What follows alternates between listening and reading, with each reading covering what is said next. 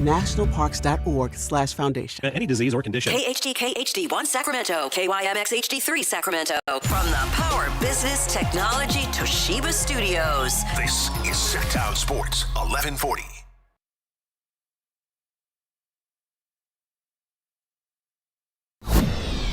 The Carmichael Dave Show. He's on the microphone when he's not on the microphone. He's playing a song, and when he's not playing a song, he's on the microphone, and then boom, with Jason Ross. No, he didn't. Yes, he.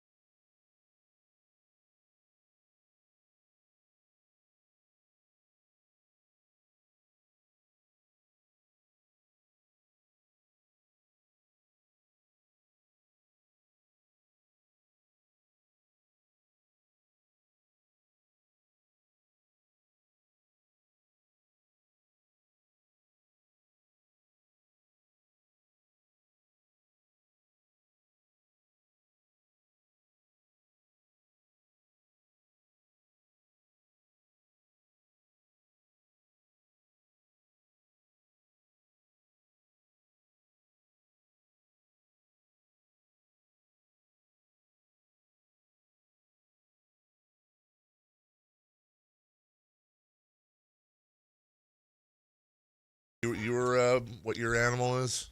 Oh, let me look it up.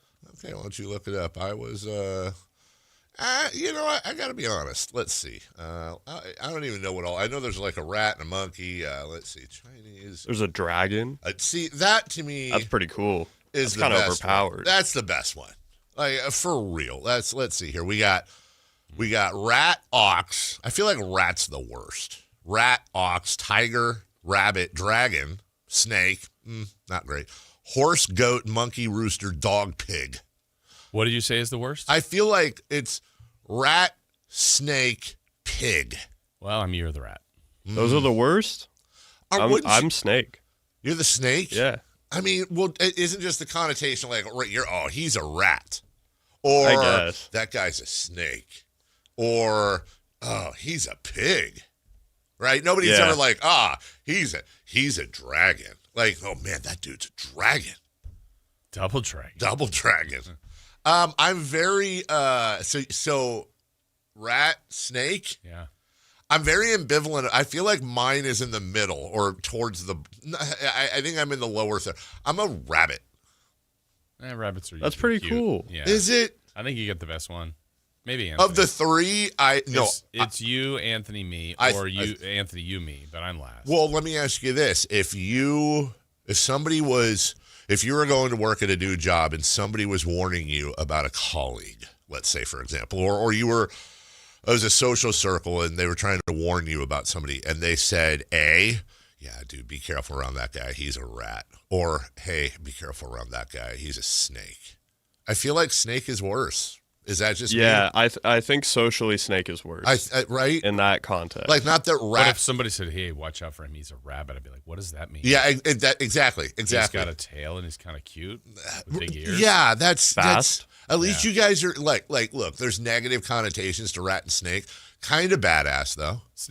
Rat's not. Snake is. Rat. I think they're both cool.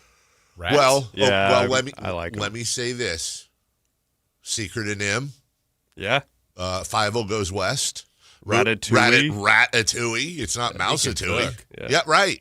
Like He's there a are chef. multiple cinematic masterpieces based on rats. I think Anaconda? Ratatouille was doing a lot of heavy work on heavy lifting on Rats? rat propaganda. Yeah. I think that it was very good PR. Yeah, I agree. Anaconda, though.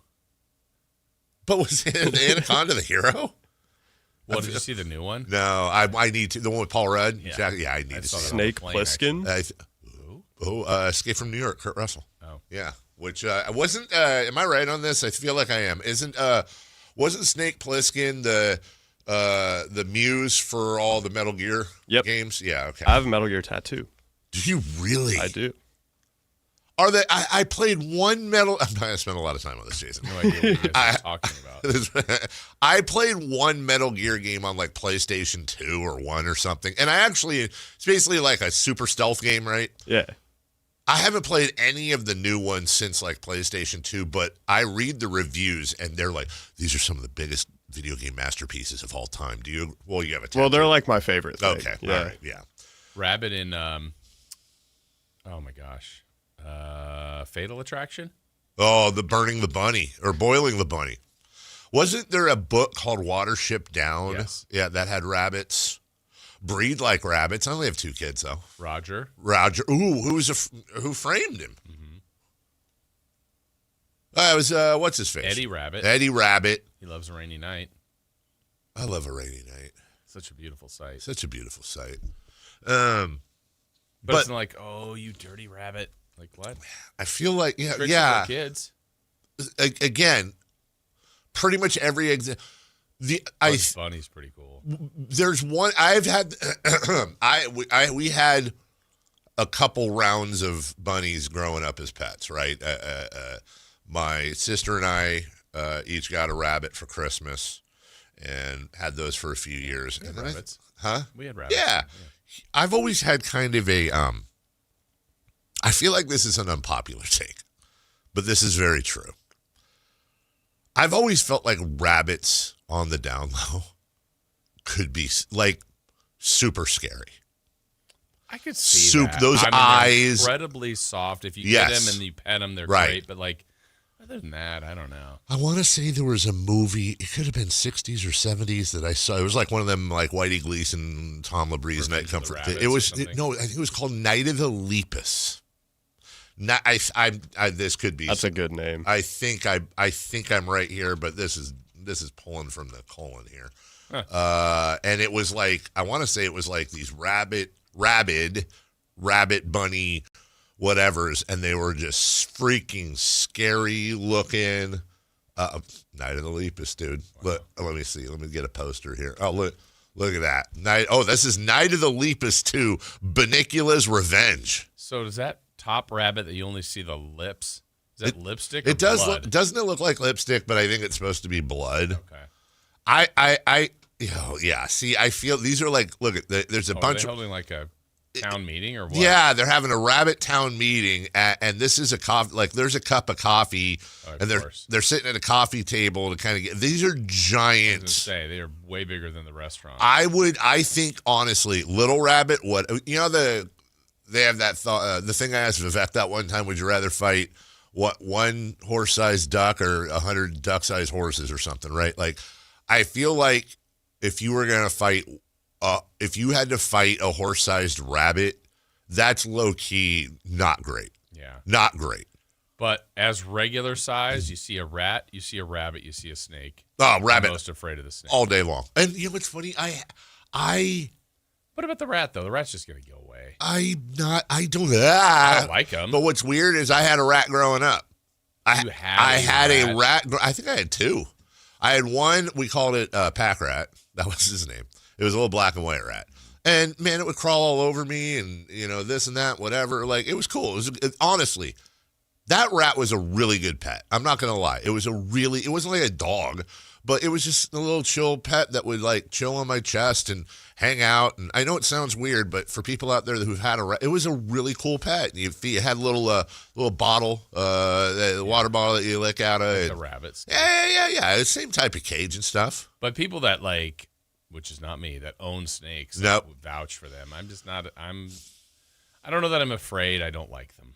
One of my best friends growing up, Sean Marinelli, Brett's older brother, was a snake guy. Okay.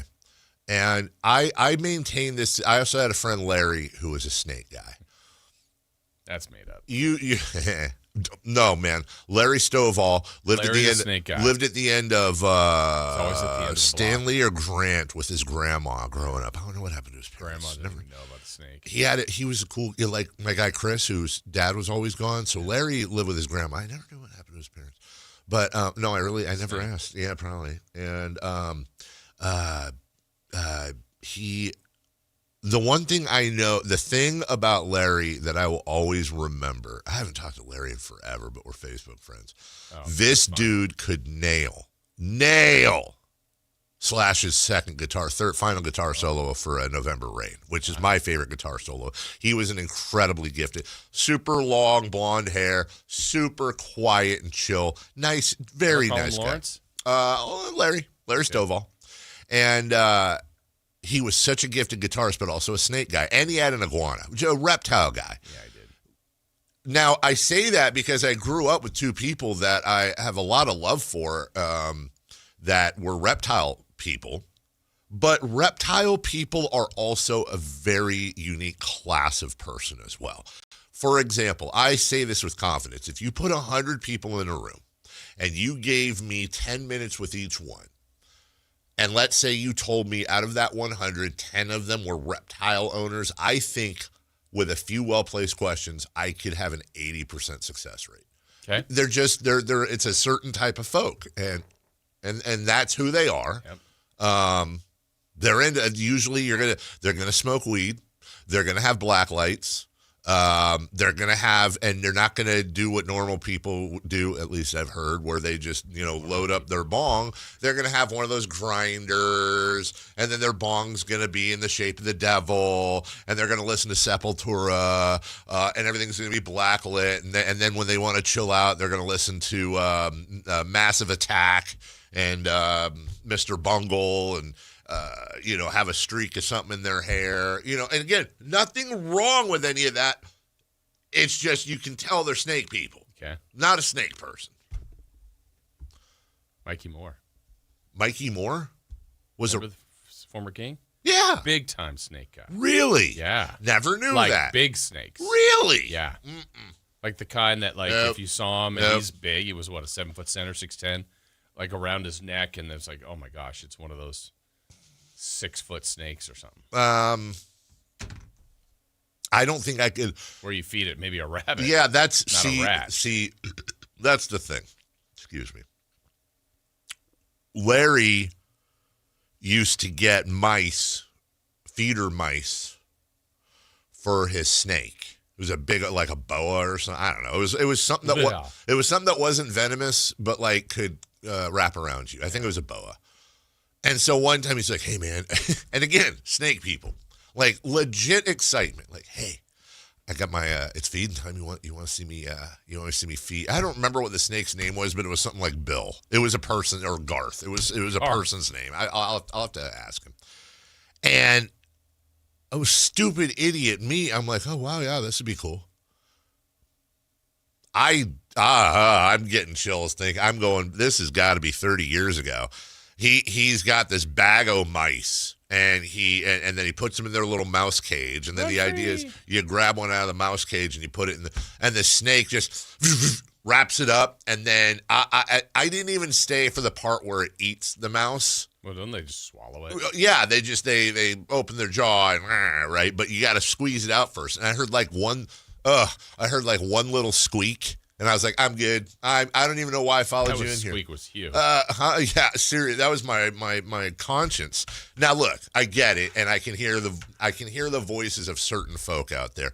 Yes, I know it's nature. Yes, I know it's the circle of life. Yes, I understand. It's like hunting. Like when people are like my brother's loves to hunt, guns, all that.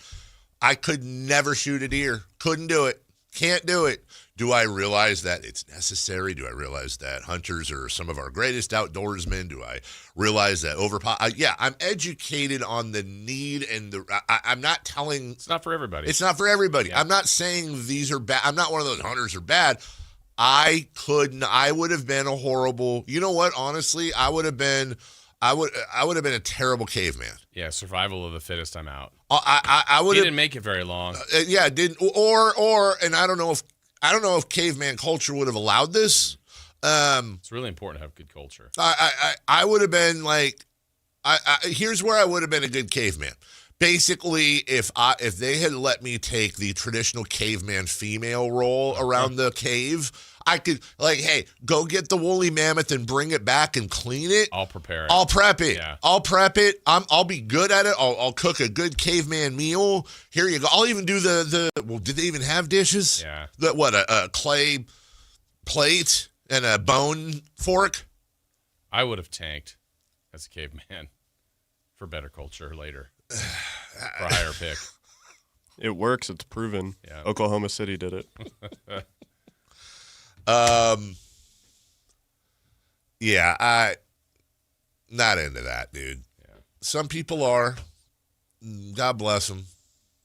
I'm not. We need all kinds of people. We do. You know we do. Need everybody. You know we do. And guess what? There's some folk that are, let's see, there's probably some dude out there sitting with his snakes right now somewhere in the world, and he's talking to a buddy, and they're like, oh, can you imagine doing sports radio? I don't know how those guys do it. That's amazing. Celebrate our differences. Yeah, celebrate our differences. Yeah. Good morning, everybody. How are you? Yeah, not a snake person. Well, we even get on that topic. Year of the what? Oh, yeah. So let's, here. What did we decide? Horse. Yeah. Horse. Was there a dog, you said? There's a dog. Oh. So I've been a good one. I want to try to do this here. I think, guys, are we in agreement that dragon's number one? What are the lists? Okay, so here we go. Rat, ox, tiger, rabbit, dragon, snake, horse, goat, monkey, rooster, dog, pig. Why did I say it like dog pig? Candidates for me would be dragon, tiger, dog. Yeah, I agree. I 100%. Horse might not be so bad either. Well, I would say this. In the Mount Chinese Animal More, I think dragon, tiger, dog, horse. Yeah. Why am I saying dog, horse, dog, pig? That was dragon, tiger. Dragon, tiger, horse, dog, pig. No, not pig. Nope, dragon, tiger, horse. Okay, the worst ones are, let's see, pig. Sorry, guys. Snake. Rat. Ox could be up there. I actually see. I feel like okay. So we have like the Hall of Fame at the top, then we have like terrible players at the bottom, and then we have the Hogs, the Hall of Goods. I feel like Ox is near the top of the second tier. Like Ox with the ox horns. Okay. I can carry things. I'm an ox. Like, hey, strong as an ox. Yeah. Yeah. Right. I feel like it's hard to separate them from, like, if you get called something compared to the way that I'm thinking about them, which is like watching Babe and like enjoying that they're all peaceful and kind of just hanging out. That's exactly right. Babe. What a movie. Right. What was the one website? Charlotte's? There was a very popular Twitter account, I think, that dealt with, it might have been like a Netflix or something. It was some company. And it was like, on the 20th anniversary of Babe, what's your favorite way to eat pig? And then it had like a multiple choice. You guys don't remember? I don't. It's all bacon, ham, and everyone was like, dude, really? Like, Babe was a great movie. Babe was wonderful. Let's see. Monkey, middle tier, right? Probably. Yeah. Rooster, middle tier, like lower middle Rooster tier. could be lower middle. Yeah. Let's see. That's 4, 5, 6, 7, 8, 9, 10, 11. I'm missing one. Ox, tiger. Oh, rabbit, derp. Okay. So I think Rooster's in the bottom 4.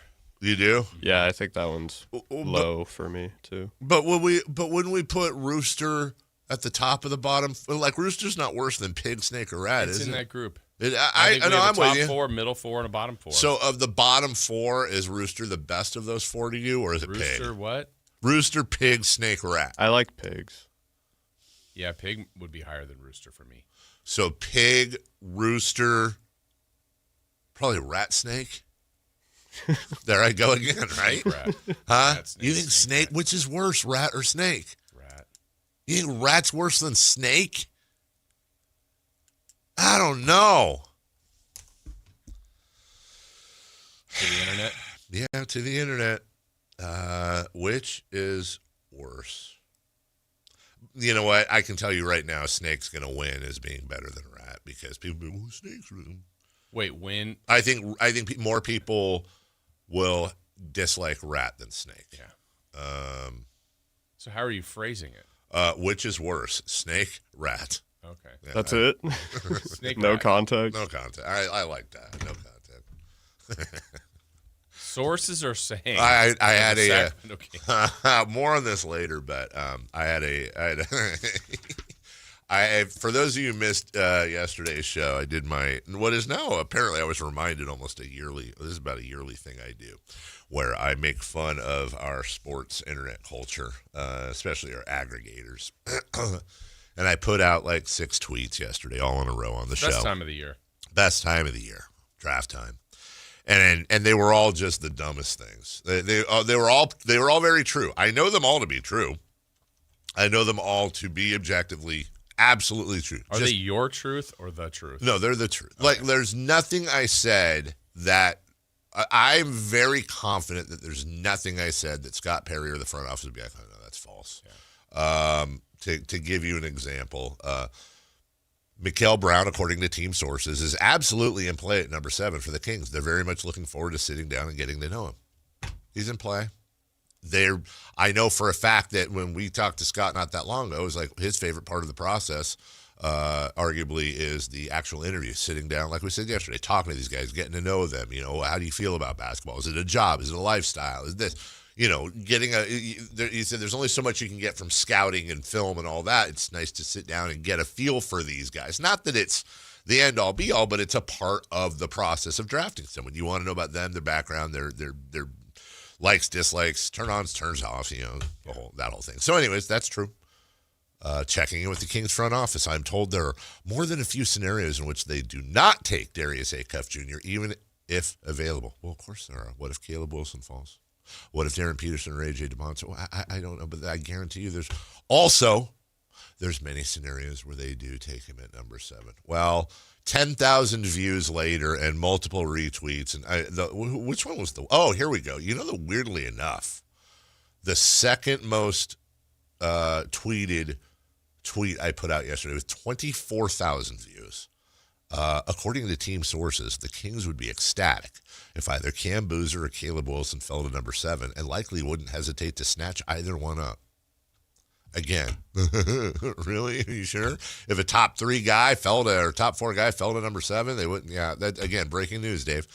But the winner by far, weirdly enough, and it wasn't the first tweet I sent out, according to team sources, the Sacramento Kings are looking hard at Kingston Flemings, and he's very much in play at number 7. Again, factually, very true. They're looking hard at a number of guys that are absolutely in play. They may have a heavy favorite, but they're looking at all of them. They're going to interview all of them. They're looking forward to interviewing all of them. They're all in play. 157,000 views. That's the one that took off. So we did get aggregated. Congratulations, everybody. And then I got a phone call. I had a nice phone conversation yesterday with Mark Spears, our friend from Andscape. And Mark had he had said something in there in one of the tweets. And he called, or no, maybe I called him. And we had a great laugh because we've known Mark forever. And he was laughing. He's like, I kept going through your tweets. I'm like, what are you doing? I said, Mark, this is the yearly bit here where, because Mark's one of those guys like Sam, Shams, Mark Stein, there's maybe probably 5 or 6 guys, Chris Haynes maybe, that they have the connections and throughout the league and do the work and talk to these guys, and they're working the phones all the time. And then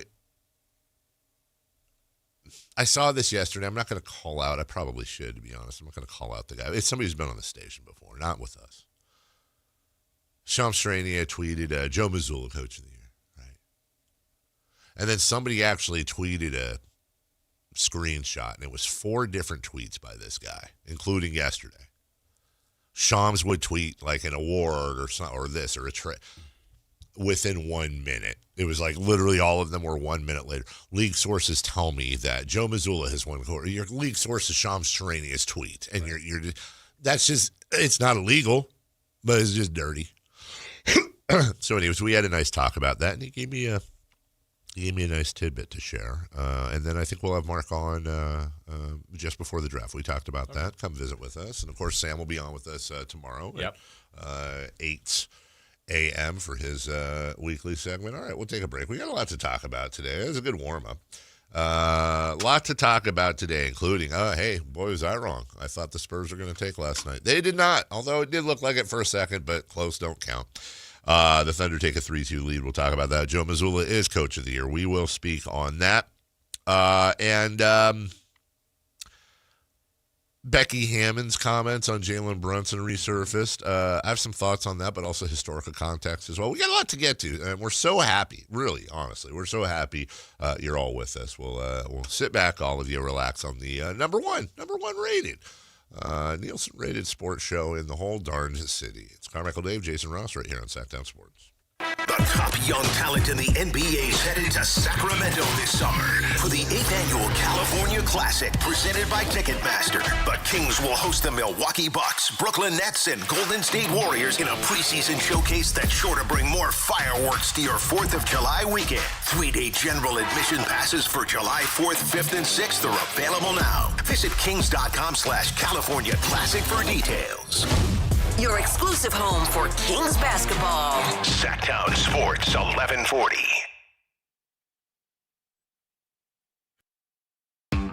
T-Mobile has an exclusive bundle for customers 55 and up. I'm Sarah Bowl. Yeah, I'm Frank Bowl. A reliable network is key for us. And with T-Mobile, it's been wonderful. And going to the 55-plus plan saved us so much money. A lot. And that's important. Trying to keep costs down. The home internet's been perfect. It's fast, it's quick. The setup was so easy, it took less than 15 minutes. It was like, ta-da! If you want simplicity, coverage, reliability, you want the whole package, T-Mobile has it. Right now, T-Mobile customers 55 and up can get 2 phone lines on America's best network, plus America's fastest 5G home internet for just $30 each. $30 per month each line with autopay plus taxes and fees. Minimum age 55. Pricing for home internet rely on 2 lines of Essentials Choice 55. $35 connection charge per line required. Best mobile network and fastest 5G home internet based on analysis by Ookla of Speed Test Intelligence data 2H 2025. All rights reserved.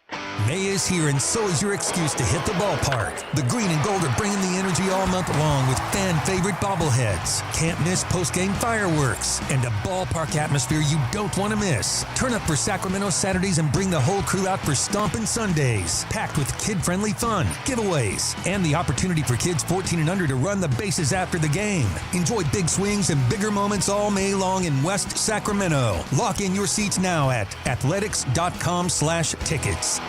Hey, it's Carmichael Dave. I'm talking to Chad Hoblet of Hoblet Dodge Chrysler Jeep Ram. Chad, what's going on for the Memorial Day sales event? One word, options. Right now you can finance your new 2026 Ram 1500 with our lowest rate option of 2.9% APR for 72 months with no payments for 90 days. That will save you thousands in finance charges. But what if I'm looking for a lower payment? Then you can take advantage of our 4.9% APR financing for 84 months with no payments for 90 days. Either way, you're saving big, and you can get the new Ram of your dreams waiting at Hoblet. Search, select, and save through their whole inventory at HobletDodge.com. Unbeatable prices, unbeatable selection, and now unbeatable interest rates. Nobody beats Hoblet, period. Must finance through SFS for qualified buyers. 2.9% APR for 72 months equals $1,515 per thousand borrowed. 4.9% APR for 84 months equals $1,408 per thousand borrowed. No payment for 90 days on approved credit. Interest accrues from date of purchase. Offers cannot be combined with other incentives. Excludes Ram 1500 RHO and Tungsten models. Sample VIN 42368. See dealer for details.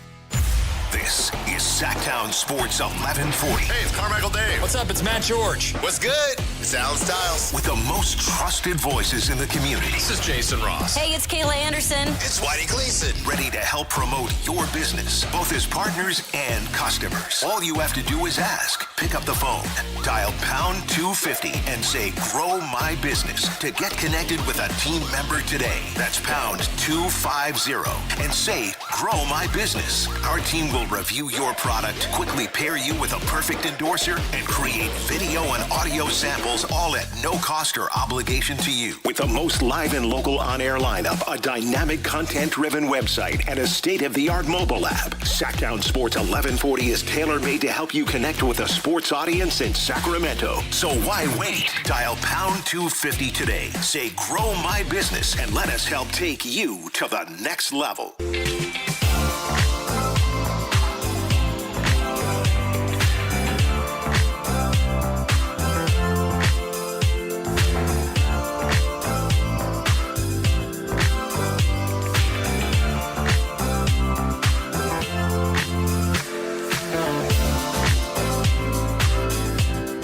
The Carmichael Dave Show with Jason Ross. Call or text at 916-339-1140. On Sactown Sports.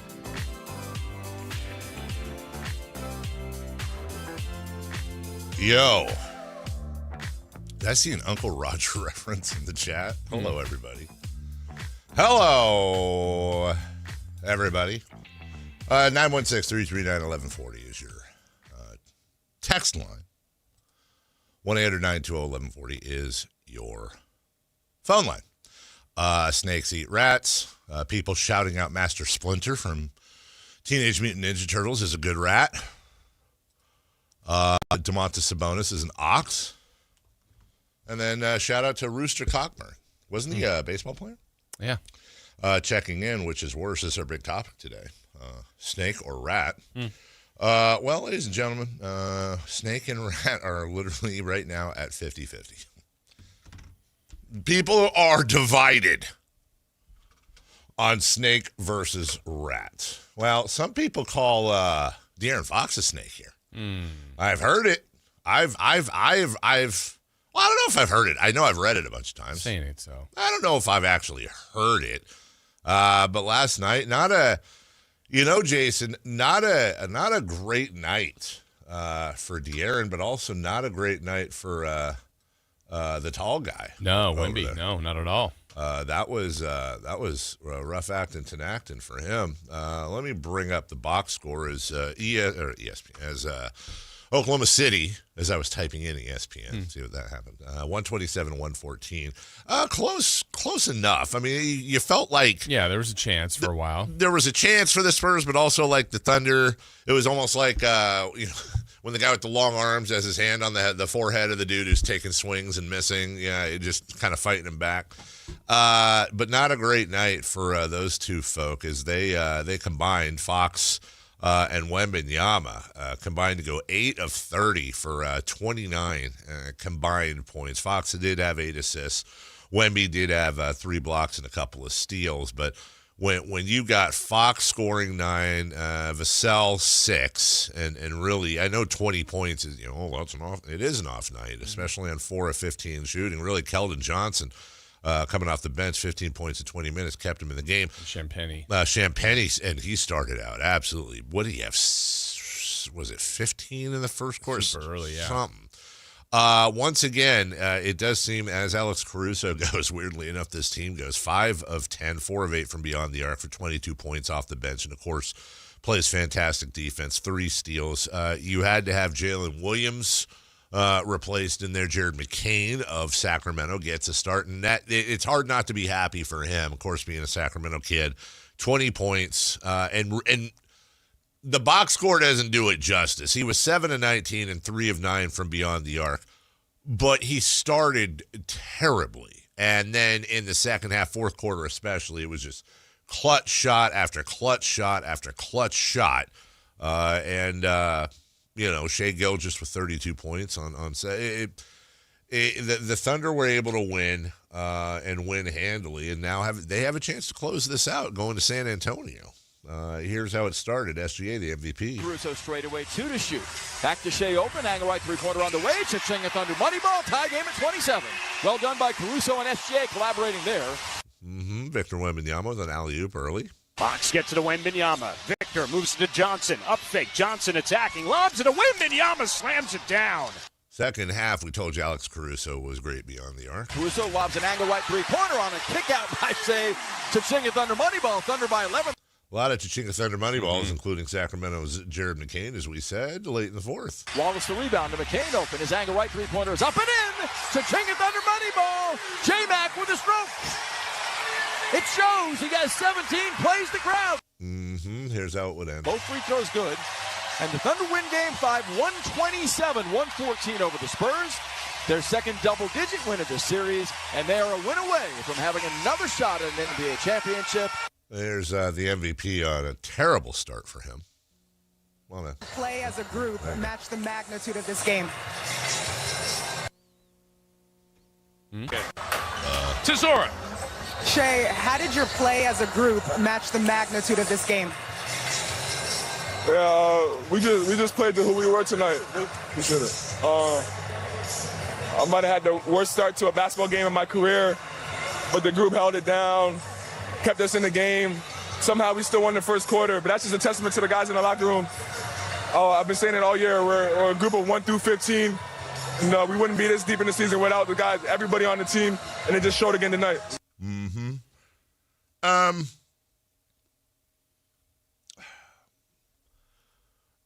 I know this is a dumb question because there's probably a really obvious answer and I just didn't notice, but I did notice this last night. Was there a time, a line of demarcation? When did the Thunder stop doing the thing where everybody gathered around whoever was getting interviewed postgame? I thought they still were. That wasn't the case. No, it was just him. I think they do it for the local broadcast. Yeah, they don't do it for the national? Sometimes they do. There's some people behind him, but normally it's like... Yeah, the whole I don't know who they are. Yeah, the whole team's, and they're putting towels around him and, doing all that. I always liked that. I always thought that was kind of, it was a goofy little cool thing. These guys are all young and coming up together. It was like their little bonding thing. And then I wonder, what, did they win the championship and all grow up? Yeah. Keep doing that stuff. Yeah, I think Anthony's right. I think it was more of a local feel. But, that ends in the postseason, so these are all national games. Stephon Castle talked a bit about playing through that Thunder defense. Trying to play through it, it's tough. I just think with the way they guard, how physical they are, we don't get that same luxury to be able to play as physical on the other end at times. But offensively, I think we do a good job of screening and playing through it. So I think we create a lot of advantages, but I think we just missed a lot of open shots tonight. And here's Spurs coach Mitch Johnson on what Wemby's got to do differently. Mitch, how did you think Victor played, and can you do more to get him going? We're going to need to. He's got to take more than 15 shots, even with the free throws. And, yeah. I thought Doc Rivers got fired. Yeah. Wow. He's going to have to score more than 20 points for sure. And so is that his aggression or game plan or combination of both? Yeah, combination of both for sure. OKC did a good job. We got to do a better job. And that's, probably the easiest in terms of when you just surface level stuff that he'll definitely need to take more shots. But there's a lot of things all over the place where even we had advantages and we just didn't make simple plays to take advantage of the opportunity in that possession. And in this type of game, you got to be sure of everything you're doing in a very secure, mature way. Okay. Yeah, it's 5 games now, and now that it's way, way, way too simplistic, this breakdown, but to me, honestly, this is it. Each team has a special player, and there's more to it, but SGA and Victor. Game 4, the Thunder couldn't get SGA really, really going. He got to his 20, I think, or 18, and it was and they scored 82 points. The others weren't as good. Spurs smashed them. Victor had stats. He wasn't as good. Yeah. Those two guys, whoever the dynamic player is, that's great. Not he had a nice game. Great. We'll win. I think. We'll win. And you'll need the others, yes. Yes. But, I don't know that the Thunder can really win unless SGA is really good. Sure. And vice versa. If Victor's not great, I don't think they can beat him. Doesn't it? But he's been great. He has been great. Yeah. And on the nights where he hasn't been great, they can't do it. I don't think. I mean, that's what it looked like if SGA is great. Sure. Now, if SGA is we haven't seen that yet. Where both were not great, but then you get to the others, and it seems way too simplistic. But Victor's got to be dynamic. Yeah. Well, I think if he's not he is in his own way, but last night's a case. Champagny and everybody, they're doing their part, even when they kept getting, it's oh, man, it's 18. Oh, my gosh, it's back to 8. Here they come. Yeah. No. Yeah. I mean, he needs to be special, and I didn't think he was. And that's a lot on him, but that's who he is. Thunder lead 3-2, going back to San Antonio tomorrow. Doesn't it really seem like, okay, I'm going to give you very briefly where I think this series is going to wind up. It seems like the Thunder have a slight edge on the Spurs so far, and I'm not just talking because they're up 3-2. I'm talking about margin of victory and where things have gone. Either the Thunder are going to win this series, or it's going to take a Victor Wembanyama, oh my God, generational. Either the Thunder are going to win this series, and we're going to be, when we do our post-mortem on the Spurs, it's going to be, they're right there. Yeah. They're just not there yet. They're probably the second best team in the NBA, a hair away, and they're going to, it seems like they're going to get there. They're just a little too young. Yeah. Or if this, for the Spurs to win this series, kind of to underline your point, wow, Victor Wembanyama was against elimination, and he rose up, and this is the type of generational stuff that legends are made out of. Like, it's going to take one of those. Yeah, game one that they won, he scored 40 and whatever, 20. I mean, it was ridiculous. And everything that, TV is Victor Wembanyama already the best player in the NBA. Right. We're having that conversation. And then, there's a couple losses in their game 4. He's really good. His teammates are good. He's hitting half-court shots. I mean, he's doing a little bit of everything. And pair that with SGA not being dynamic. Right. And the Spurs win comfortably. So, again, I think it's probably too simplistic, but it feels like it's accurate. And they've played 5 games. I don't think there's a big separation between the two teams. But of the two stars, whoever is more electrifying or more at that elite level seems like it carries their team. When you look at the game log, to your point, Jason, and the 2 wins, Victor Wembanyama in, game 1, had that 41 and 24 game. I mean, come on. With 3 blocks. Here's a prediction. If he does that in game 6, they're going to win. Yeah. In game 4, when they won, he had 33 points, 8 boards, 3 blocks. In their losses, 21, 26, and 20 on a combined 20 of 46, which isn't terrible, but Victor Wembanyama being under 50% is weird. Yeah, even a couple of his things last night where it's like his patented move against these guys is like, just throw it off the glass and we'll go get it and then put it back. That wasn't as effective. They did a much better job on him. And again, I thought SGA, after what he said was one of his worst quarters, by the end, he's working his way, doing his typical thing, getting to the line, making points, clutch shots, and he had a lot of help too.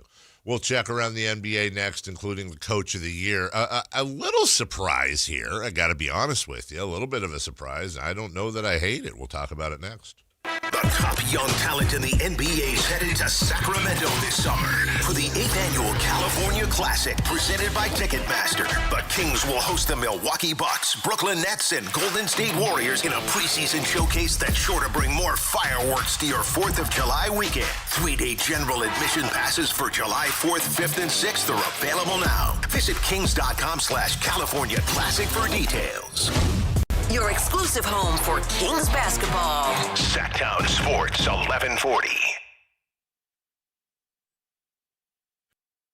Support comes from Amazon Business. You can't rely on guesswork to run your business. With Smart Business Buying, innovative AI tools optimize your purchasing experience, paired with delivery options built for business. Empower your team today. Learn more at amazonbusiness.com. At Audion Hearing, our mission is simple: to make better hearing affordable for everyone. We're proud to offer high-quality, rechargeable hearing aids starting at just $98. Clear, comfortable, and ready to use right out of the box. And here's a study worth hearing. Research shows that wearing hearing aids can reduce your risk of dementia by up to 61%. Join over 1 million happy customers and hear the difference today by going to audionhearing.com. That's AUDIEN hearing.com. Check engine or ABS light on? Take the guesswork out of your warning lights with O'Reilly Veriscan. It's free. Ask for O'Reilly Veriscan. O'Reilly Auto Parts. Mark your calendars because MoonPay X Games Sacramento 2026 is landing at Cal Expo June 26th through 28th. Witness nearly 100 of the world's best athletes compete in skate, BMX, and Moto X events and catch live music performances by global electronic music icon Cascade on Friday night and Grammy-winning producer and artist Mustard and electronic music producer and DJ Subtronics on Saturday night. Don't miss MoonPay X Games. Lock in your tickets now at xgames.com. Did you try my Colombian tamales? They're delicious. Yes, but the Mexican tamales I brought are better. Colombian tamales wrapped in plantain leaves are unmatched, you know. But the Mexican tamales wrapped in corn husks are the authentic ones. At least we can agree that they taste better with Pepsi. Without a doubt. Can you pass me a straw? You mean a pitillo. Tamales deserve Pepsi. Sacramento Kings return to Golden One Center this July for the 8th annual California Classic, presented by Ticketmaster. The Kings, with the 7th pick in the draft, will host the Golden State Warriors, Brooklyn Nets, and the Milwaukee Bucks on July 4th, 5th, and 6th. 3-day general admission passes start at just $50. Come see some NBA rookies, second-year players, and other athletes vying for spots on NBA and G League rosters. Visit kings.com/California Classic for more information and to buy your tickets today. If your passion is bass fishing, only one radio show has the action, information, and excitement of your favorite outdoor sport. Ultimate Bass, hosted by Tournament Bass Pro and California Outdoor Hall of Famer Kent Brown, takes you live to where the fish are biting every Saturday morning. Only Ultimate Bass feeds your passion with the latest news, products, tips, and advice from the pros. Ultimate Bass with Kent Brown, Saturday mornings at 5 a.m. on Sactown Sports 1140, part of SEP's Saturday Morning Outdoors. Wesley Financial Group is not a law firm. I'm Chuck McDowell, founder of Wesley Financial Group. Did you buy a timeshare because they told you it was a great investment? That's a lie. Most timeshares can be bought online for $1. To find out what your timeshare is worth and to cancel it, call us today and we'll send you our timeshare exit kit free with all your options for cancellation. Call Wesley for your free exit info guide. 800-949-1441. That's 800-949-1441. If the world were like a Sleep Number mattress, everything would adapt for your comfort. Because as your life changes and your body changes, Sleep Number mattresses adapt and shift to give you personalized comfort night after night. And now it's the final days of our Everything's on Sale event. Save up to $1,200 on mattresses. Our Memorial Day event ends Monday. To experience a whole new world of comfort, visit a Sleep Number store or go to sleepnumber.com. Sleep Number, to a good life sleep.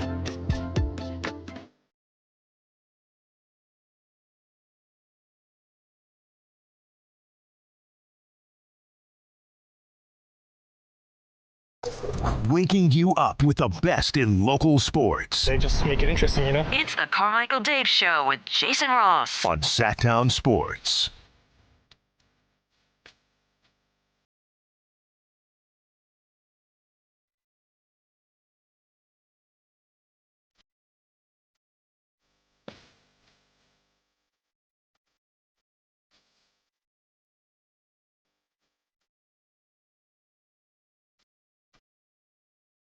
Joe Mazzulla is your coach of the year, Jason Ross. And you know what? I think that when I heard this, I went, all right. I think there's an argument for JB Bickerstaff. Big argument. Detroit, it's a regular season award. It's important to remember that. And this is a guy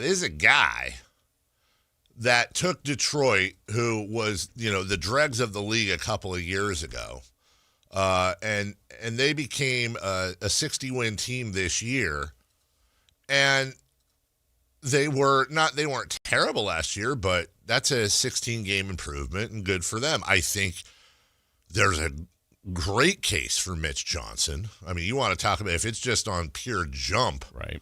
The Spurs went from 34 to 62. No contest. That's your guy. And had either of those guys won it, Jason, I'd have been like, yeah, okay. By the way, Charles Lee with Charlotte did a great job. They were a surprise, as was Jordan Ott with Phoenix. I'm going in order here. That's your top six. Mark Daniels,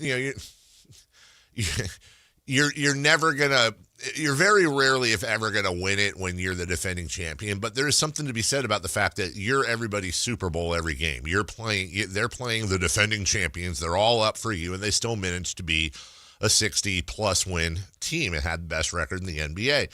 I was a little surprised, to be honest with you. I thought Quinn Snyder would get more votes with Atlanta. I thought he very quietly did an excellent job with that team, and they look quite good. Also, Tiago Splitter, not good enough to be the coach, but he finished just above Snyder. But I think they got it right with Missoula. Contrast the job he did and what Boston did, losing arguably their best player, certainly one of their top two with Jaylen Brown and Jason Tatum, and what Indiana did, losing Tyrese Halliburton, and I guess you could say Miles Turner. Not that I'm saying Missoula is a better or worse coach than Carlisle. Rick Carlisle is a great coach, but the job Missoula did to keep them focused on track, and in the end, remember, regular season, to be in spitting distance of the 1 seed in the East. I thought he did a great job. Yeah, I think it was like, as Boston fans called it, a gap year. Yeah. If this was a gap year and they finished what they did now, I've seen people, oh, nice job, Coach of the Year, and first-round exit blowing a 3-1 lead. It's not about the postseason. No. That first and foremost. I think secondly, when to benefit him, like when people say he didn't really have Tatum for the year, true. But I would also say they moved Horford, they moved Holiday, they moved Porzingis. Yeah. I mean, this is a completely different team. Yes. Where the bigger stunner to me was, and where it adds up that Missoula won, was when Brad Stevens won Executive of the Year. I went, why? Why did he win Executive of the Year? But I go, once he won Executive of the Year, I thought Missoula would win Coach of the Year. Because if you're giving Stevens props for the roster construction, which I wasn't exactly sure why, then Missoula had to be on that premise to me. Now, it added up. I have more questions with Brad Stevens being Executive of the Year, to be honest. No, I don't disagree with you. And I think we've also found too, it's like when Monty won it, it was really for the year before. It's really kind of retroactive. Yeah. It's funny when you look at the Executive of the Year stuff. It's very rarely based on the stuff that happened the last summer. It's the overall building of the team, and then when they finally have success. Yeah. With Monty, he really didn't do a ton the year he got Executive of the Year. It was the year before when he did all the other stuff. When you look at, I'm just going to take November 23rd, Celtics Magic. They're going. They're going with a starting lineup of Jaylen Brown, Peyton Pritchard, Jordan Walsh, Derek White, and Nimi Keita. No disrespect to those guys, but that is not Jason Tatum, Kristaps Porzingis, and Al Horford. Yeah, and Holiday. And Drew Holiday. Yeah. Thank you. You're absolutely right. Like, when you really look at it, the fact that the Celtics end up having, after just what a blow to them, right? What an emotional and mental blow to them. But when you really look at it, you're seeing guys like Bayless Shireman and the emergence of a Jordan Walsh. They grabbed Nikola Vucevic later in the year. Play him. Right, exactly. Yeah. Sam Hauser. And again, no disrespect to these guys. And, these guys really emerged. Also, and Kings fans will remember this, the way they use Nimi Keita, who doesn't really like crazy jump off the board statistically, 10 points, 8.5 boards and all that. He'll give you a block a game, but he fits into that. And by the way, your starting center who averaged 25 minutes a game, we talked yesterday a lot about coaching. Is it overrated? You hear that? Yeah, I'm hearing something else. What am I hearing there, Anthony?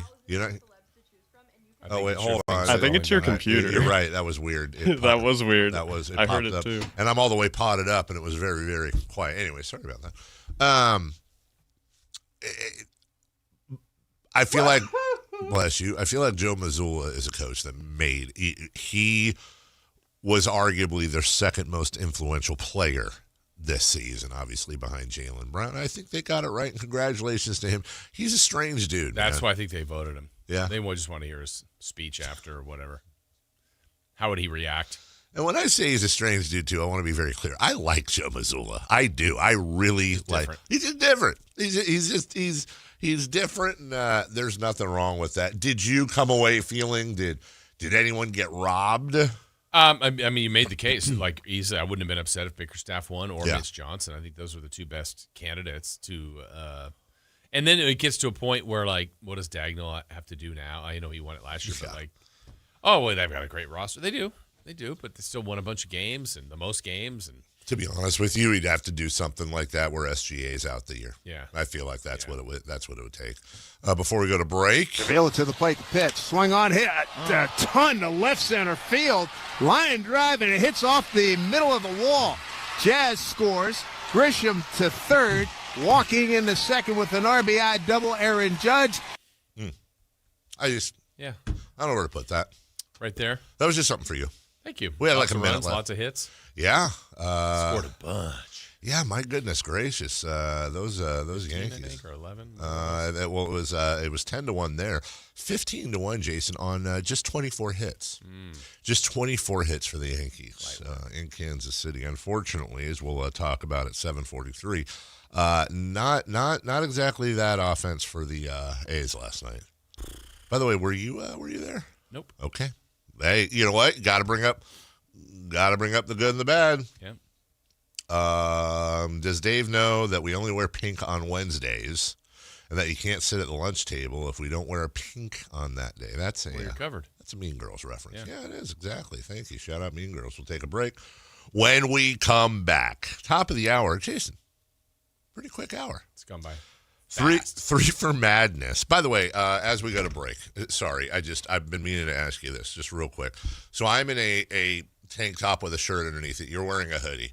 I'm burning up right now. Is this comfortable to you? I'm a little warm. Okay. Yeah. Just I'm not. You sweating. seem comfortable. You don't seem like you're sweating at all. But man, I'm thinking, gosh, am I? By the way, yesterday's weather, perfect. Had spring. We had a spring. Perfect. Yeah, it's about to end. It was okay. It's going to be almost like June. Midnight. I know. No, I'm not saying it shouldn't end. When we had the one day, I think it was in March, because I remember the weather report set a record for March and April, and it was March. Yeah. And I went, oh, no. And then it's been good. It hasn't been that hot, right? No. It has been mild. Absolutely. Just remember. It rained yesterday. I don't know if you saw with it being sunny. I don't know if you saw some of the video from like Davis. It was insane. Yeah. At my house, holy crap! Right when the game started, the thunder started going. I was like, okay, well that's a sign. Yeah. Thunder are winning tonight. All right, well we'll take a break. When we come back, three for madness. Let's get some thoughts on your Sacramento Kings.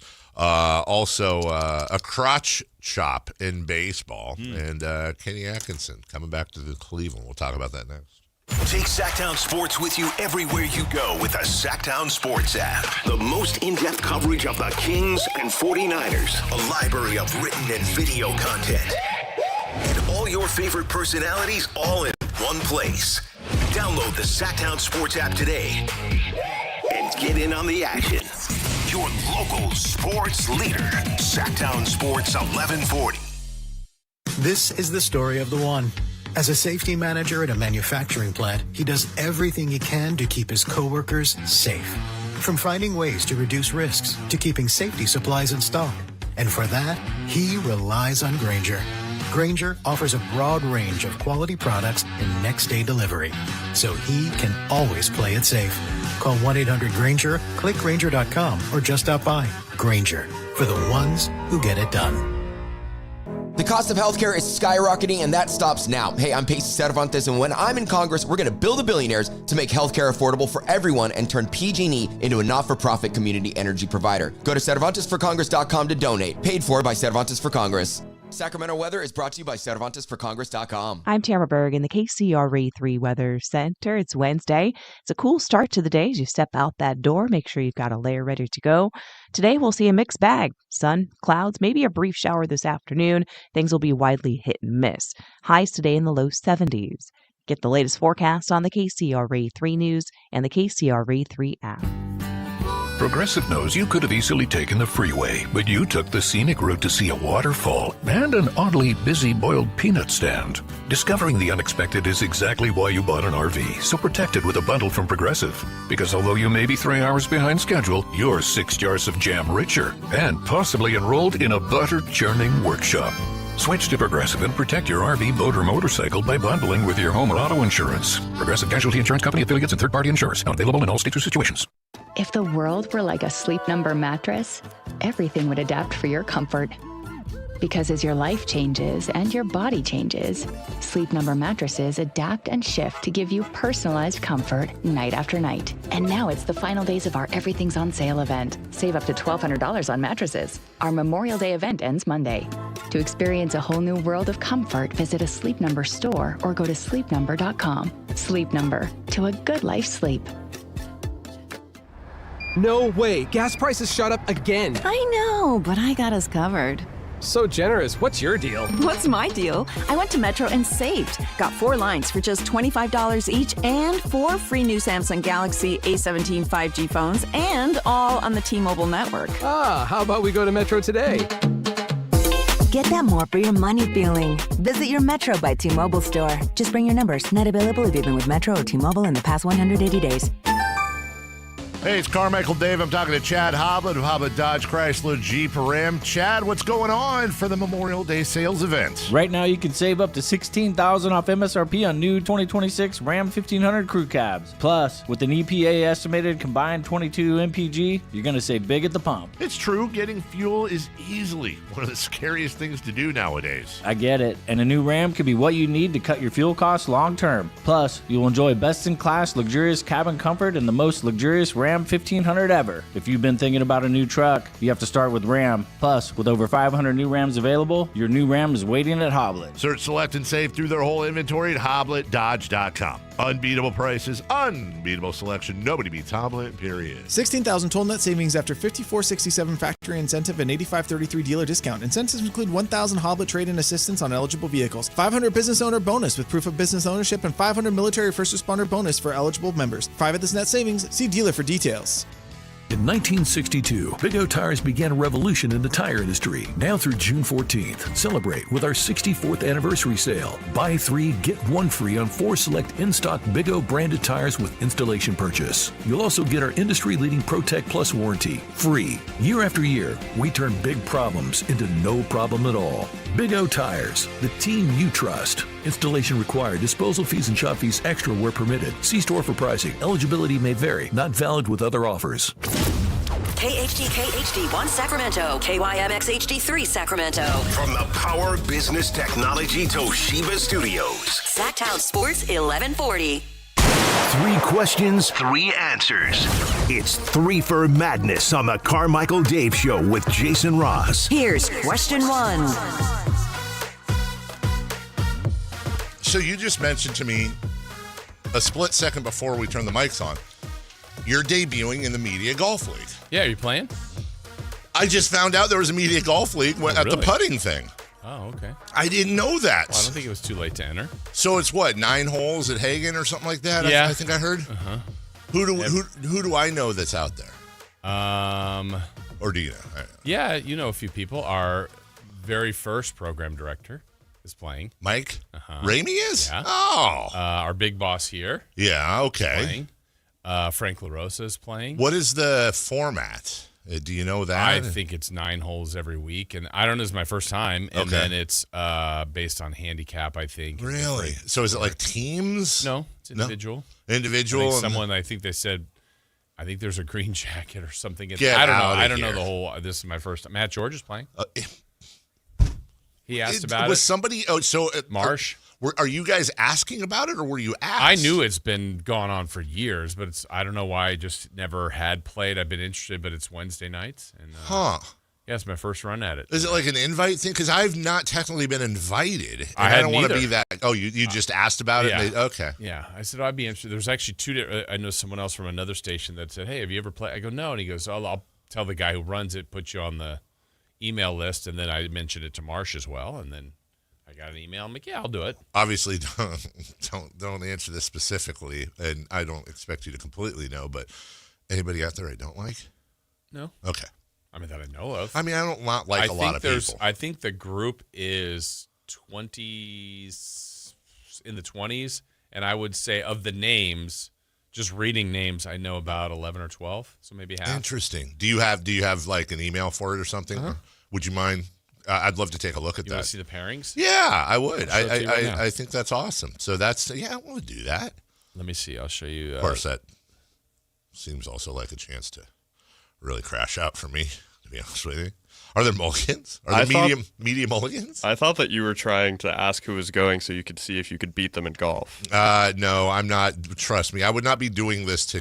I mean, I compete, but I would not be doing. Now, are they? Well, they use handicap. Well, I was going to ask you about that. Now, do you have like an established? Do you enter I in don't. the thing? And so they asked that, and then I went. So what I did was I played 2 rounds early this year before I did my week at Band Dunes, and I just took those scorecards, put them in. Then I was like, ooh. Better than I thought it would be. All right, so I know. Wow, look at that pairing. 3 of the 4. I don't know the other guy, Chris, but Marsh, George, Ramey. I'd love to play with Ramey. You're with 3 people I don't know. I know Frank. I know Chad. I know Gordon. That'd be a good foursome to be in. I don't. Yeah, so I know. Let's see. I probably know more than this. Right, but just off of names. 1, 2, 3. And Jim's not playing this week. You have to let them know if you're not playing. 7. I know 7 of what appears to be 20. Okay, so I know about. And then 30 you knew of Jim, people. who's not on there. And Jim, yeah. And then another guy that I know that's out this week. I know, but or 2. You know, Corey Hyde. Yeah. Oh, Corey's out too. Okay. Yeah. No, I think you have to let them know like on Sunday if you aren't in. Otherwise, they assume you're in. And trying to. And there's certain. Sounds like there's certain gimmicks, like different things, like water balls and. I don't know. I've never played. I'll find out. Interesting. They got a mystery skin hole, but then they tell you what the hole is. And I don't know what that means. What's the entry? Not that it matters. I'm just curious. I think you pay your weekly, round, and then I think there was a flat, like 100. Yeah, that's awesome. It's like weeks. It goes to like the end of August. Would you mind, because it's got that guy's contact? Would you mind forwarding that to me? And I'll when you get a chance, I'll email him. And yeah, that'd be fun. That'd be super fun. And really, you get a chance to play. How is G-Man not in this? Good question. Got to talk to G-Man. Well, Frank would know. Frank probably asked him, but maybe it's something I don't know. I can't imagine. But it's not like you don't have to commit every week. Right? Yeah. No, but I mean, I think you have to play a certain amount to qualify. I gotcha. So maybe if there's, I don't know, there might be 12 or 13 weeks. Maybe you have to play. Is tonight the first one? Mm-hmm. Oh, perfect. Yeah. Okay. All right. What email do I send? Send it to me. You know, me. Okay. Say it on air. Why don't you? It's not that hard to figure out. 3 for Madness question 1, please. We are less than a month away from the NBA draft. What are your thoughts on where the Kings are landing at this point? Well, it certainly seems, by all accounts, and despite my fun I was having on Twitter yesterday, we have plugged in here and there. Now, here's what's not happening. We're not plugging in and hearing who they're going to pick. We don't know what the draft board is there, and if somebody out there does, hey, good for them. But we do not, as the flagship radio station of the Sacramento Kings, and I think we're as plugged in as everyone or as anyone. No, we don't know the draft board, but we do know that it does seem like they are very enamored with Darius Acuff, and if Darius, I think the proper guess would be. Darius Acuff, if available at 7, will almost certainly be their pick. We talked about this quite a bit. Flemings, Acuff, Brown, Wagler. I would bet a serious amount of money one of those 4 will be a Sacramento King. Also hearing rumblings, strong rumblings, and this is all I was told, is that there is a growing sense that somebody will fall. There will be somebody available for the Kings that the draft boards aren't expecting. I don't know who that is. So please don't aggregate that, guys, into Dave saying one of the top 3. I don't know who it is. But that there's the top 6 may not. There's somebody that's going to fall down out of that top 6 and may make that a very interesting decision, let's say, between Acuff, if available. There's also still thought that Acuff could go as high as 5. But it does sound, they're doing their interviews, they're checking folks out. Remember, they've got a couple second-round picks, too. So a lot of these names you guys see out there, you're like, who the heck are those guys? That's a lot of the research they're doing for second-round picks. And one thing that Scott's made apparent to us as far as his process goes, and I think this is great, is that they will interview everybody if they can. They want to get FaceTime with everybody, even if, let's say, for example, it's like Why are the Kings sitting down with Caleb Wilson or Cam Boozer? They're not falling. And they're right. They're not going to fall to 7 almost certainly. But the idea is, hey, any chance to build a rapport before it's tampering is something they're going to take advantage of, so that maybe down the road, and you heard a little bit about this with Perry Stylings with the Jonathan Kuminga stuff. They may not acquire Jonathan Kuminga. And the previous summer, they were talking to him, and it wasn't necessarily about because we're going to get him tomorrow. It was, well, maybe down the road when he's a free agent. This is how you plant the seeds of a relationship, and that might bear fruit in the future.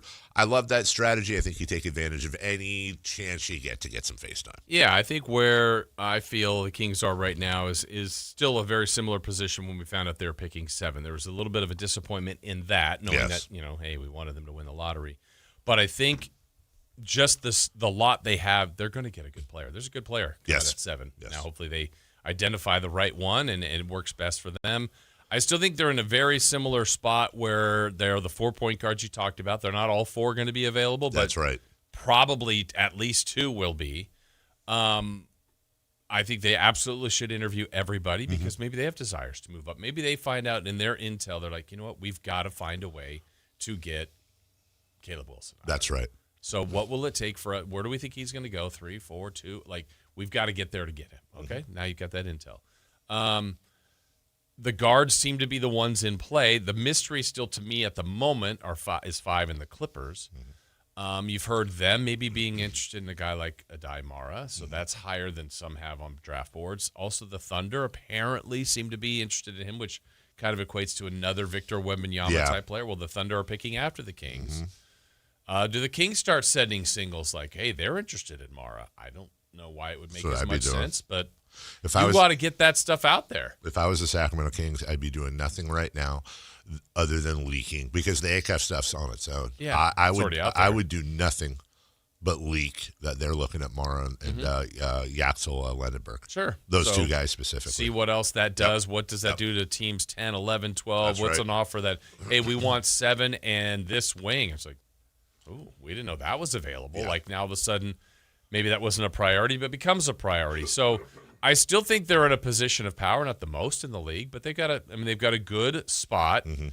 To me, I don't even know if this is the worst case scenario. They pick 7th. Yeah. It's fine. It's not Make a good the worst pick. case. Yeah.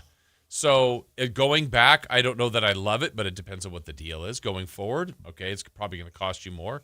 I think all things should be on the table. This team is not a pick, a move, That's one right. thing away. Again, reach your goals. Try to lower your money. You're not going to do that necessarily with your pick. Yeah. But getting younger, you will. And I think they have to do that. And the more they can do that this summer will get them closer to the track that they're trying to get to. Well, and to your point, we talked about, I just talked about picking up everything in the margins when you're sitting down with these guys. And the Kings are in a position where every single marginal victory is a victory they need.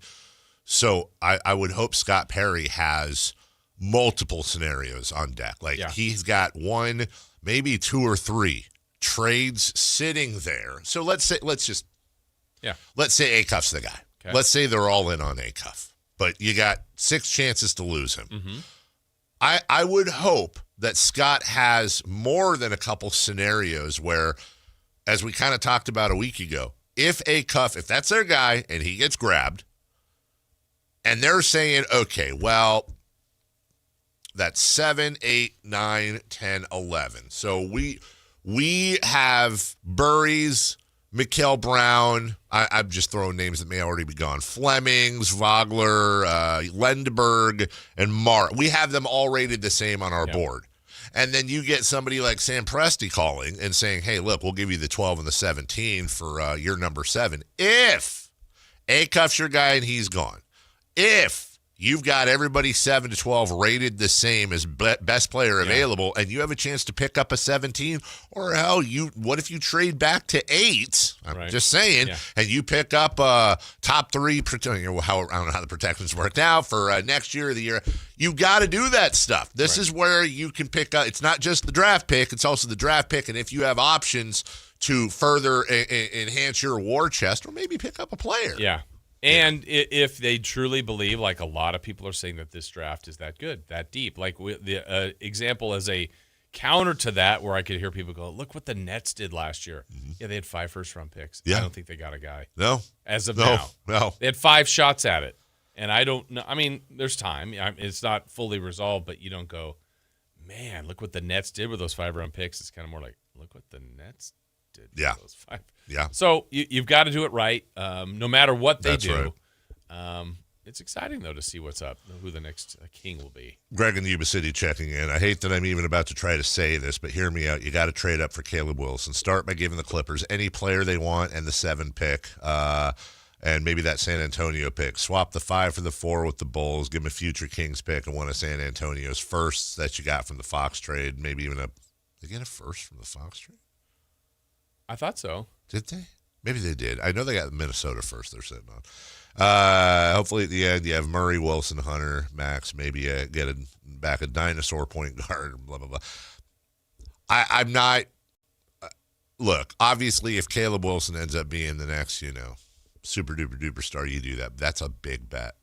You're betting big. You start giving away future draft capital. First off, I don't think there's a player on the team probably that interests the Clippers. I don't know, but even if you were to argue Keegan Murray, well, he's got the max deal, or not the max deal, but the extension. He's jumping up, who else are we talking about here?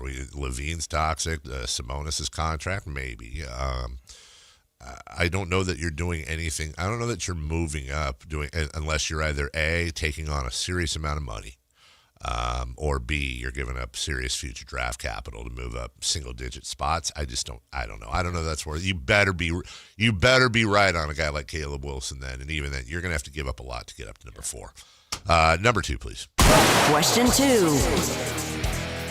Abner Uribe of the Brewers did 3 WWE-style crotch chops, like DX, I assume that's what that means, after a strikeout to end the game. His manager says it was unacceptable. Do you agree? Too many pumps?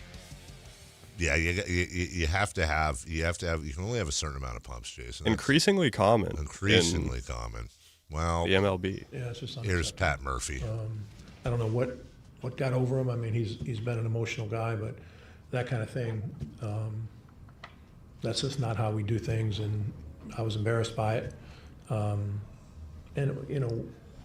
why are we doing it? It's 6-0 game. What are we doing there? And there must be something deeper that I don't know about.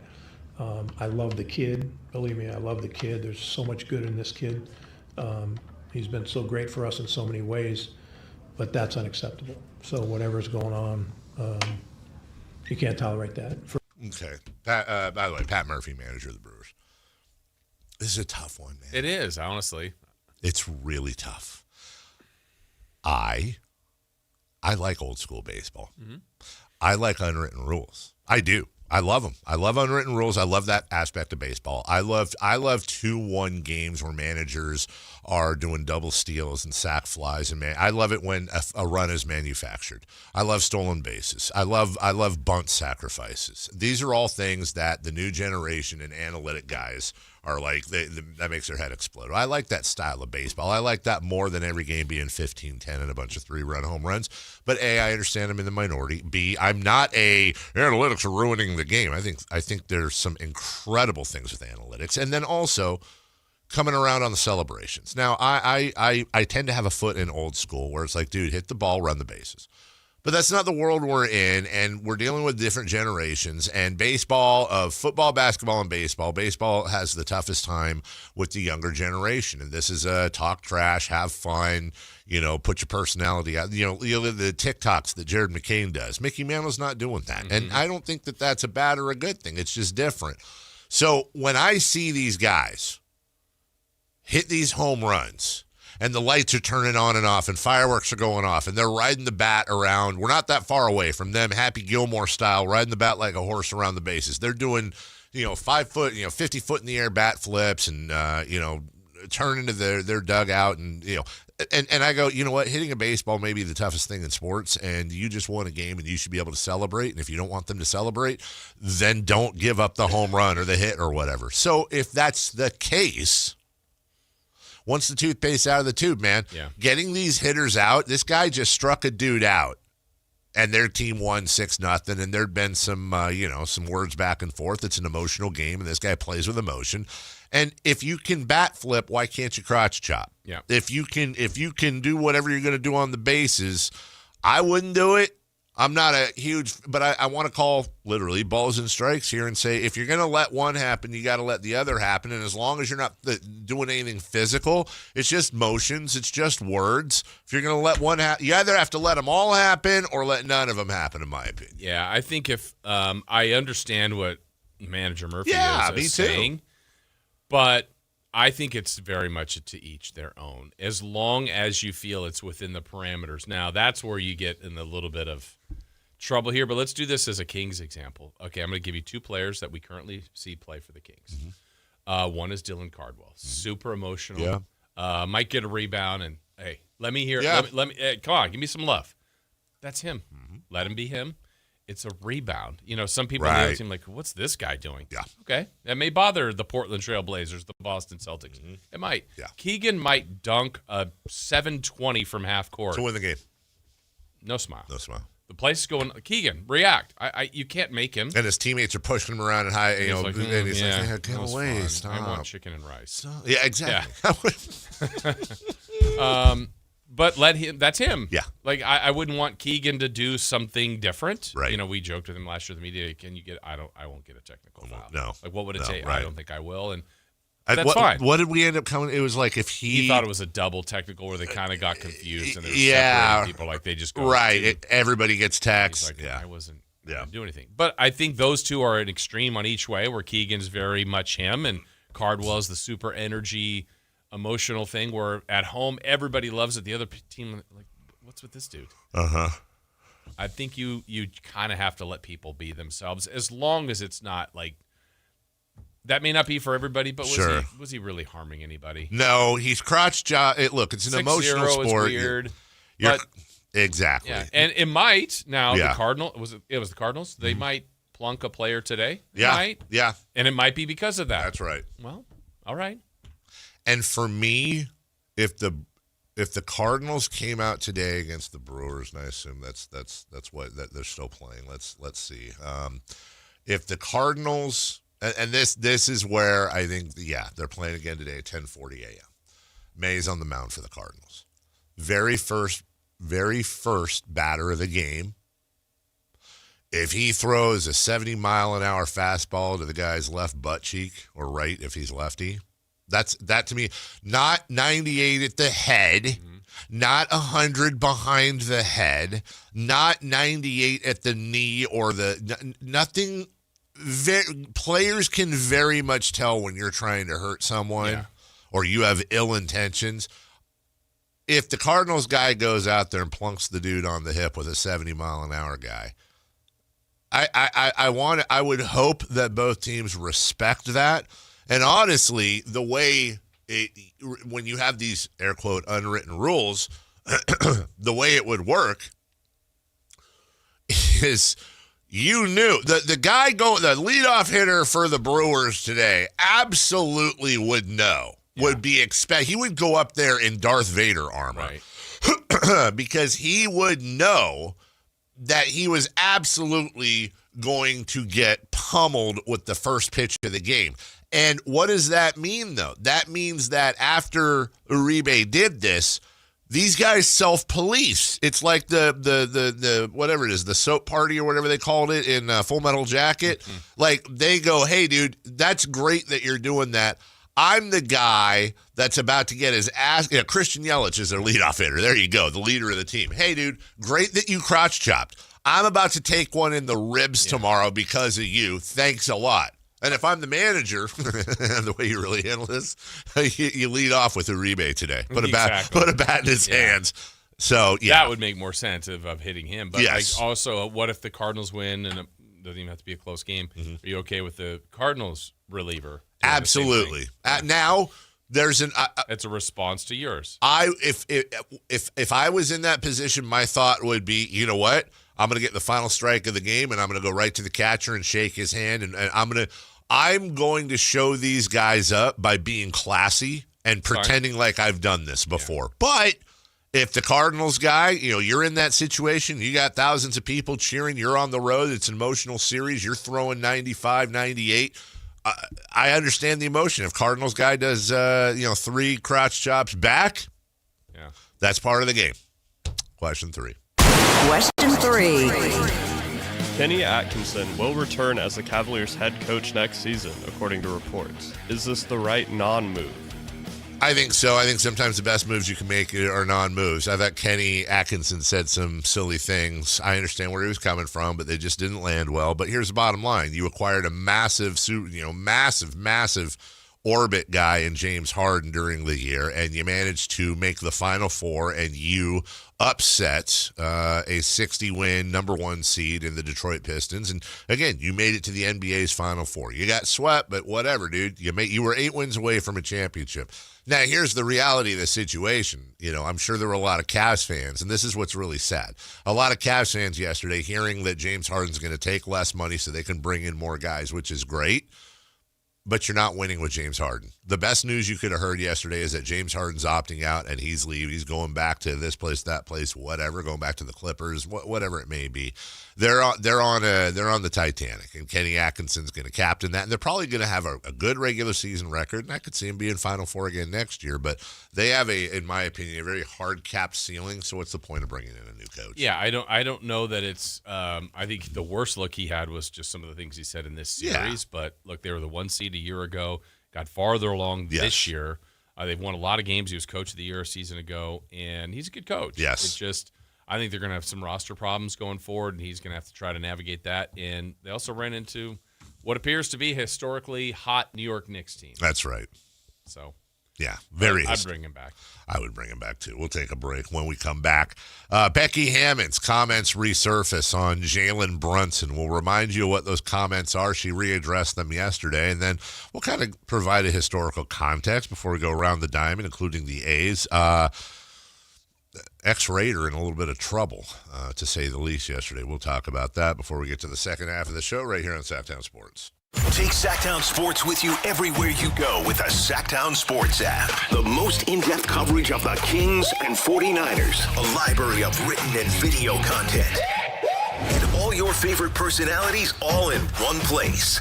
Download the Sactown Sports app today and get in on the action. Your local sports leader. Sactown Sports 1140. In the zone, AutoZone. Welcome to Markdowns for Miles at AutoZone. Thanks. Is oil marked down? Save up to $15 when you buy 5 quarts and a filter. And fuel treatment? 2 for $9 on Lucas. Brake pads? Marked down to free. Free? Get free Duralast brake pads when you buy 2 Duralast rotors. That's several markdowns. For many more miles. Get in the zone, AutoZone. Restrictions apply. Progressive provides protection for your boat and other outdoor vehicles so you can explore new things. Oh, I can finally try pesto. We meant like water skiing. I've just never had pesto. Or maybe take the boat somewhere new. I mean, is pesto spicy or sweet? Oh, guess we'll find out, right? Right. Bundle home or auto insurance with your boat, RV, or motorcycle and stay protected with Progressive while you explore. I don't know. Maybe I'm not ready for pesto. Progressive Casualty Insurance Company and Affiliates. Not available in all states or situations. Mike Rowe here with a fun fact. Did you know that 50% of the air that you breathe inside your home comes from your crawl space? Yeah. Whether your crawl space is wet, musty, or your floors are bouncy, do yourself a favor. Call Groundworks. I spent some time working with these guys, and they're the real deal. Their people are trained and certified to repair your crawl space. Schedule a free inspection with Groundworks, the foundation and waterproofing experts. Licensed in all states where work is performed. See website for details. Toyota's Memorial Day offers are extended. Zoom past the pump all summer long in one of Toyota's 21 industry-leading hybrid and electrified models. But hurry in while there's still time to save at Toyota's Summer Starts Here sales event. Score deals on the 50 MPG Corolla Hybrid and the 51 MPG Hybrid Camry. Or get 0% APR on Toyota's newest EVs, the CHR and BZ. Don't miss out. Extended Memorial Day savings end June 1st. Toyota. Let's go places. Offers available through TFS to buyers with premium rated credit. Cannot be combined with other offers. You bought an RV, and you got an automatic discount from Progressive by bundling it with your home or auto insurance. That's great, but a serious word of warning every RVer should heed. You don't need to talk about things like dry weight or dump stations. And you don't need one of those expensive water filter straws either. Because the most extreme thing most RVers encounter is a campsite without hookups. So just enjoy yourself. And Progressive's automatic discount when you bundle your RV, boat, or motorcycle with your home or auto insurance. Progressive Casualty Insurance Company and affiliates. Not available in all states or situations. Wait, everything on this IHOP value menu is just $6? I told you it was amazing. A huge plate of pancakes, bacon, and eggs is just $6. Wow. There's also French toast, a ham and cheese omelet, and oh, they got a BLT and fries now. Okay, we're coming here every day. You don't have to tell me twice. Feast for just $6 with the IHOP value menu. $7 in some locations, available every day for a limited time at participating restaurants in the U.S. Hours may vary. No substitutions. Not valid with other discounts or promotions. Prices may vary.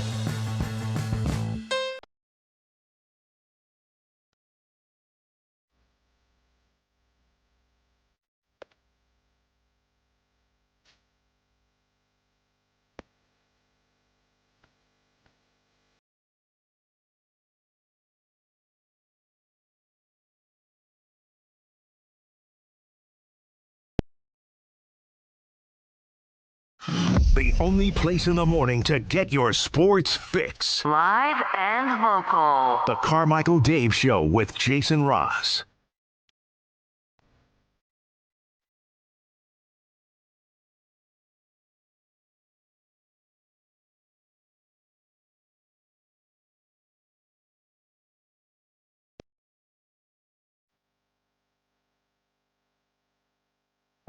Hey, welcome back. So, Becky Hammond thing. This is a fun thing to talk about because I think it's actually a fascinating conversation. The problem is with this because it's the world we live in right now. The world we live in right now, you have to get past all the dumb woman spouting off crap. Yeah, it's look at any of the discourse. And it's not, hey, lifelong professional basketball player and former assistant coach in the NBA. It's, So you get past all that because those people live amongst us. Highest paid WNBA coach of all time, by the way. Yeah, but, shouldn't be spouting off because whatever. And by the way, let me be really clear here, too. I think one of the biggest forms of misogyny, honestly, is one that we rarely talk about. If I think Becky Hammond made a stupid comment, I'm going to say Becky Hammond made a stupid comment. She don't know what the hell she's talking about. What I'm exactly as if Stephen Bill A. Hammond. Yeah, right, exactly. Like when you start doing kid glove stuff, I think that's I've never been a woman, but I would imagine that's as if not more insulting to kid glove somebody. It's like, bro, she doesn't need. This girl got smashed around for years in the WNBA and elsewhere in the key, and she's an athlete, hard road, all that stuff. Like, dude, she can take it. Yeah, do you agree or not with the take? That's it. If do you agree or not, and like you said. And if you disagree, you just disagree with the take. Right, and go in on her about it, but leave all the other garbage out of it. Here's the initial conversation that kind of started the whole conference. Well, I certainly agree with you. They're not getting into that tier. They don't have enough personnel. They don't have the manpower. I should set this up a little better, too. This was a couple of years ago. The question was, how stuck are the New York Knicks in the middle of the Eastern Conference? That they need to hang with those guys. I think you're going to get a consistent team like they've been. They're a pretty good team. They're well coached. They're going to be on their defensive game. But at the end of the day, they don't have a dude. You got to have a dude. You got to have a 1A dude. And they're missing that at the end of the day if we're just getting down to brass taxes. Sorry. Hold on, wait. She said there's two things in there that I picked up on. First off, I hate at the end of the day. Okay. Because there's other parts of the day. Brass taxes? It's just brass tax. It's brass tax, right? Feels like it. Okay. I didn't want to disagree with Becky today, but they do have their dude. Who? Jalen Brunson. No, he's too small. But here's the thing, and that's Didn't they say about you? But you know what? They say that about you. You're a Hall of Famer. I got a philosophy. Can I say my philosophy? Go ahead. If your best player is small, you're not winning. John Stockton, Allen Iverson, Steve Nash, you could go down the list. Steph Curry is the only. But he's not that small. He's not that small. He's like 6'3". But also, though, I mean, he's the greatest shooter to ever walk the planet. He's in an outlier class. Okay. Right. I think I would also like to throw Isaiah Thomas in there as well. who has 3 titles. Yeah. 2 or 3. But anyways. When was this, by the way? Was this after last year? No, I think this is before Kat was on the team. Yeah, I as think well. this is 2 years ago. But also, he's gotten incredibly better, too. He's gotten better. The team's gotten better. team's gotten better. I think and Mike Brown. I think it's less about I think it's less about Jalen Brunson to me and more about you have to have you can't win if a small guy is your best player. Here she was yesterday following up on it. For what? You're taking a little bit of grief from what you said about Jalen Brunson. You are. I'm not big enough. I never said. Hey, exactly. That's why I'm saying. No, I mean I speak from experience, and I never. Allen Iverson got MVP, and he lost in the finals, and I think the 2 best teams are probably in the West. But I'm up for being proven wrong. And that's the other thing is I think Jalen Brunson's a hell of a player, hell of a player. I'm speaking historically on the NBA. With what I said, I don't know why that's being brought. Like why everybody's so stuck on that. I said it 2 years ago. I stand by it. I'm letting you clear the air. There's no air to be cleared. I said what I said. He proves me wrong. He proves me wrong. I mean, I good for him. But I do think the 2 best teams are in the West. We know who you like, right? Oh, well, you know who I'm cheering for. I wish there was more forced laughter, but other than that, interesting. Yeah. I think her take when she said it was probably right at the time, as far as the way the Knicks were constructed. Also, I think what's interesting is we quickly move on from our narratives because the narratives change. And one of them being at that time, if I'm not mistaken, we're going 2 years ago, Boston won the championship. Mm-hmm. Boston was kind of how we look at OKC now. Like, oh, man, who's going to beat OKC? Yeah. Well, a year ago, who's going to beat Boston? They had the guys coming. They had Horford, and they had all the guys I said that they lost, but here's Jaylen Brown and Tatum, and they weren't the 1 seed in the East, but everybody still thought they were going to get through. Yeah. And then Tatum got hurt, and things change, and it's like Boston's the team of the next 5 years. Well, now it's 2 straight years where they haven't gone very far. Now OKC seems to be that team. But if we now go to Brunson, he's become the dude. That's right. I mean, now we're talking about him becoming the greatest Knick of all time. Yes. That's how quickly his narrative has changed, and certainly if they win the finals, then her point is off. I don't think it's a terrible point. I don't think it has to be like, what is she talking about? I think she's going historically. There's not a lot of references, but I'm sure we could find some. I think she's 100% right with an asterisk. And so I guess you can't be 100% right with an asterisk. But her point was, and first off, let's define a small player. Yeah. I would say, under 6'3", 6'3" or below? Okay, fine. Which he would be that. Yeah. So let's look. Obviously, Steph Curry is a smaller guy, and they were able to win. So her point was already wrong in the sense that by rule, Isaiah Thomas and Steph Curry are multiple NBA champions. They're small, and they are the best players, were the best players on their teams, and they won. So by definition, she's also wrong. But the spirit of what she's saying is that is, first off, both Steph and Isaiah had dudes around them. Absolutely. Multiple Hall of Famers or borderline Hall of Famers. Now, when you look at like a LeBron James, for example, LeBron James is a guy that can pretty much put a team on his shoulders. And you look at some of the teammates he had in Cleveland in the beginning, and it's like, wow, Zydrunas Ilgauskas is maybe the best. Like, you're looking at some guys that aren't going to be in the Hall of Fame. Yeah. It's a lot easier and far more common for the best player to be a big and you winning a title, or the best player just being a 6'6" and above. Whether it's your Jason Tatum, Jalen Brunsons, your Nikola Jokic's, your Shai Gilgeous-Alexander's, who's a bigger guard. In this case, Victor Wembanyama now. But I also don't think just because Brunson and the Knicks, if they don't win the championship this year, I don't know that necessarily proves her 100% right either. It's just one of those philosophical takes. And by the way, Jason, what is so wrong with having a take that at the time was fairly accurate, and then if he proves her wrong, being like, way to go, Jalen, you proved her wrong. And that doesn't make her bad or dude, takes change and things change. And once upon a time, the three-pointer was a whatever. And I guarantee you there were some really smart basketball people that said nobody's ever going to win a championship when your primary thing is winning three-pointers. You got to rebound and play. Well, guess what? Things change. It is until it isn't, right? There's still the NBA stat that's out there forever is nobody's come back from a 3-0 deficit. Yeah. Nobody has. Until they do. It'll never happen. Well, until it happens, right? Mm-hmm. Or if you have Game 7 on your home floor, teams win X amount of percentage time. That's really changed recently, like dramatically the other way. It's not as foolproof as it used to be. So, yeah, things can change. I think Brunson is their best player, but they're so much more well-rounded now. The Knicks are just a better team. And defining best player, I mean, it's like they need OG. They need Bridges. They need Towns. They need all of the pieces they have. So, but he's their dude. He's their guy. And, you know, like I said, if they win it, then it happened. 1-800-920-1140. Mike, you're on with Jason and Dave. Good morning. Hey, guys. A little segment late. I'm talking about the Cavs. That's fine. And you were talking about Harden. Like, they're just not going to win with him. Yeah. And I kind of agree to a point. They're not going to win with him in the kind of current role he has.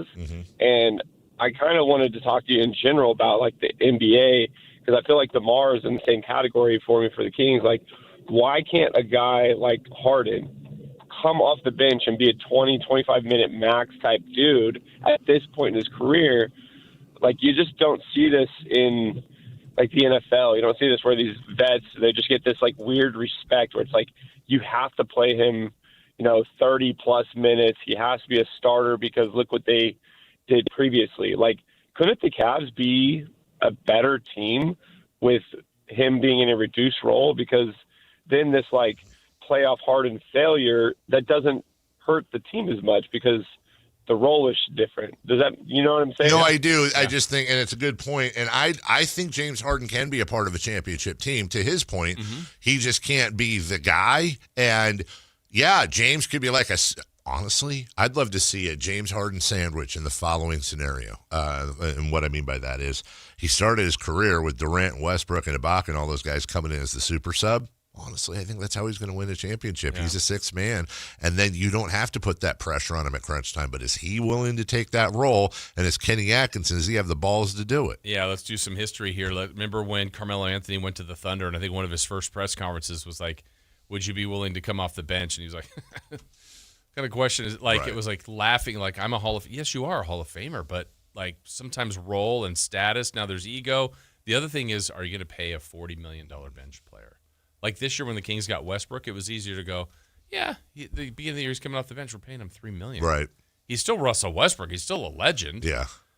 But if he was making $40 million, you're probably not even attempting that. I think you're absolutely right, and I think that's also it's a problem. That's loser teams. Absolutely. When you're making basketball decisions based in any but part, people do. They do. No, you're a thousand. Could Zach LaVine come off the bench? Probably, but do you want to pay a guy $48 million to come off the bench? Honestly, if your coach determines that Zach LaVine is best as a sixth man, you'd better make that decision. Absolutely. And if you're saying no because of $48 million, well, that's doing it wrong. So you're doing it absolutely wrong. Good morning, Ryan. Guys, calling about the comment about Jalen Brunson that was Becky Hammond, right? A couple years ago? Yeah. Okay. I remember watching that live. It was on NBA Today, if I'm not mistaken. And the thing that makes me nuts about that today is a program like NBA Today that is so bland and so vanilla and so boring to help someone come on and say something interesting and controversial and thought-provoking. And here we are 2 years later, and people are beating her up for having an interesting comment. And I think all that does is show us that, number one, a lot of, and present company excluded, of course, but a lot of sports talk shows out there are just giving uninteresting takes that don't really create any sort of thought-provoking situations. And secondly, I don't think there's any chance in the world that we'd still be having this conversation years later if it wasn't a woman making that comment about a male NBA player. That's right. That's right. You're I agree with 100% about. Let me caveat this. You can disagree with what Becky. I want to be very clear about this. You can absolutely disagree with what Becky Hammon said, and you think it's even an asinine comment that she has no idea. She's a Looney Tune. She has no idea what she's talking about and not be a misogynist. I don't want to put those people in. I think that's unfair. I don't want to put, just because you disagree with Becky Hammon, you hate women. But I do agree with him that much, not all, but much of the whatever going on behind this, it's couched in the woman speaking out of turn. That doesn't mean that's everybody. So you, sir, or you, ma'am, if you feel a certain way about that I don't like that either. When people are, I also think that's stupid. When you disagree with the woman, you're a misogynist. Hell no, it's not. I don't care what the woman said, and I don't care what the man said. I care what the personality said, and I'm going to agree or disagree and grade them. And same with you, Jason, based on the merits of what they said or the stupidity of what they said it with. Who cares what parts they got? We'll take a break. When we come back, we'll go around the diamond DAs. And, the Giants are just comical at this point. And also an arrest in the NFL as well. We'll do that next. Take Sactown Sports with you everywhere you go with the Sactown Sports app. The most in-depth coverage of the Kings and 49ers. A library of written and video content. And all your favorite personalities all in one place. Download the Sactown Sports app today and get in on the action. Your local sports leader, Sactown Sports 1140. At Fisher Investments, we may seem like other money managers, but we're different. Are you really that different than the rest of us? We are. As a fiduciary, we always focus on what's best for our clients. What services do you offer besides investing? We have a team of specialists in financial planning, estate planning, and more. Your clients rely on you for all that? Yes, we ensure clients receive unparalleled service at every step of the relationship. Okay, but you still sell commission-based products, right? No, because we believe that's a conflict of interest. We prioritize service over sales goals. So, then how do your fees work?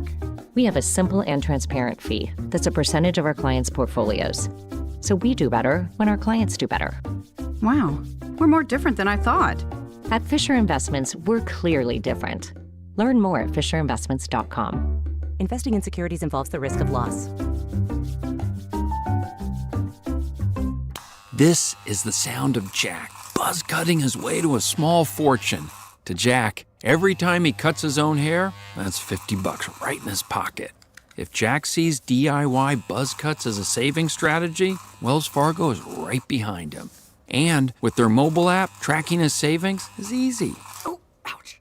However you make money work, we can work with that. Mobile carriers' message and data rates may apply. Wells Fargo Bank, N.A., member FDIC. Sacramento Kings return to Golden One Center this July for the 8th annual California Classic, presented by Ticketmaster. The Kings, with the 7th pick in the draft, will host the Golden State Warriors, Brooklyn Nets, and the Milwaukee Bucks on July 4th, 5th, and 6th. 3-day general admission passes start at just $50. Come see some NBA rookies, second-year players, and other athletes vying for spots on NBA and G League rosters. Visit kings.com/California Classic for more information and to buy your tickets today. MoonPay X Games Sacramento 2026 is taking on Cal Expo this summer. Catch live music performances and more than 100 top skate, BMX, and Moto X athletes compete. June 26th through June 28th. Get your tickets now at xgames.com.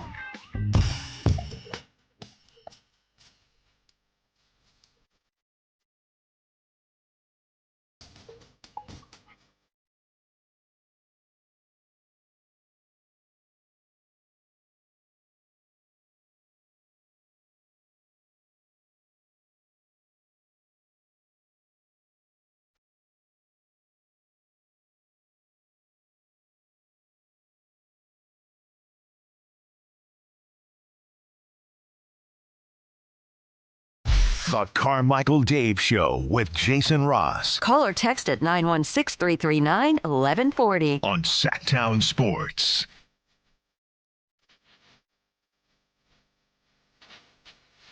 I'm going to give you the top 10. You tell me what you think the category is. And you don't have to agree with this, but this is a list I just saw somebody put out. Number 10, Carmelo Anthony. Number 9, Paul George. Number 8, DeMar DeRozan. Number 7, John Stockton. Number 6, the Los Angeles Clippers. Number 5, Steve Nash. Number 4, Karl Malone. Number 3, Russell Westbrook. Number 2, Doc Rivers. And number 1, James Harden. Oh, man. Threw me off at number 2 because I thought I had the answer. I thought it was the category was people or teams that haven't won the championship. Well, it's a little more mean-spirited. Best losers. You're very close. That is the list somebody put out of top 10 NBA playoff chokers. There you go. Okay. I don't know. Do it again.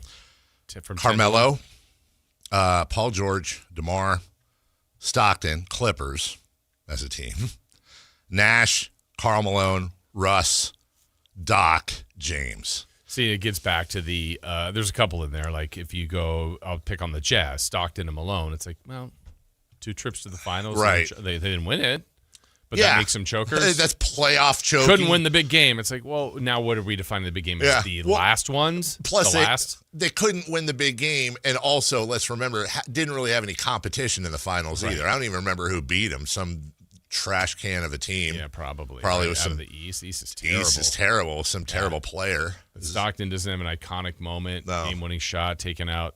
What was that? Barkley, Pippen, the Drexler, or whatever that Houston team. Yeah. Oh, Drexler. Actually, Drexler, by rules, should probably. But here's the thing. I think, like James Harden being the biggest playoff choker of all time, sure. But Doc won a title. Doc did win it. I actually kind of agree with Doc.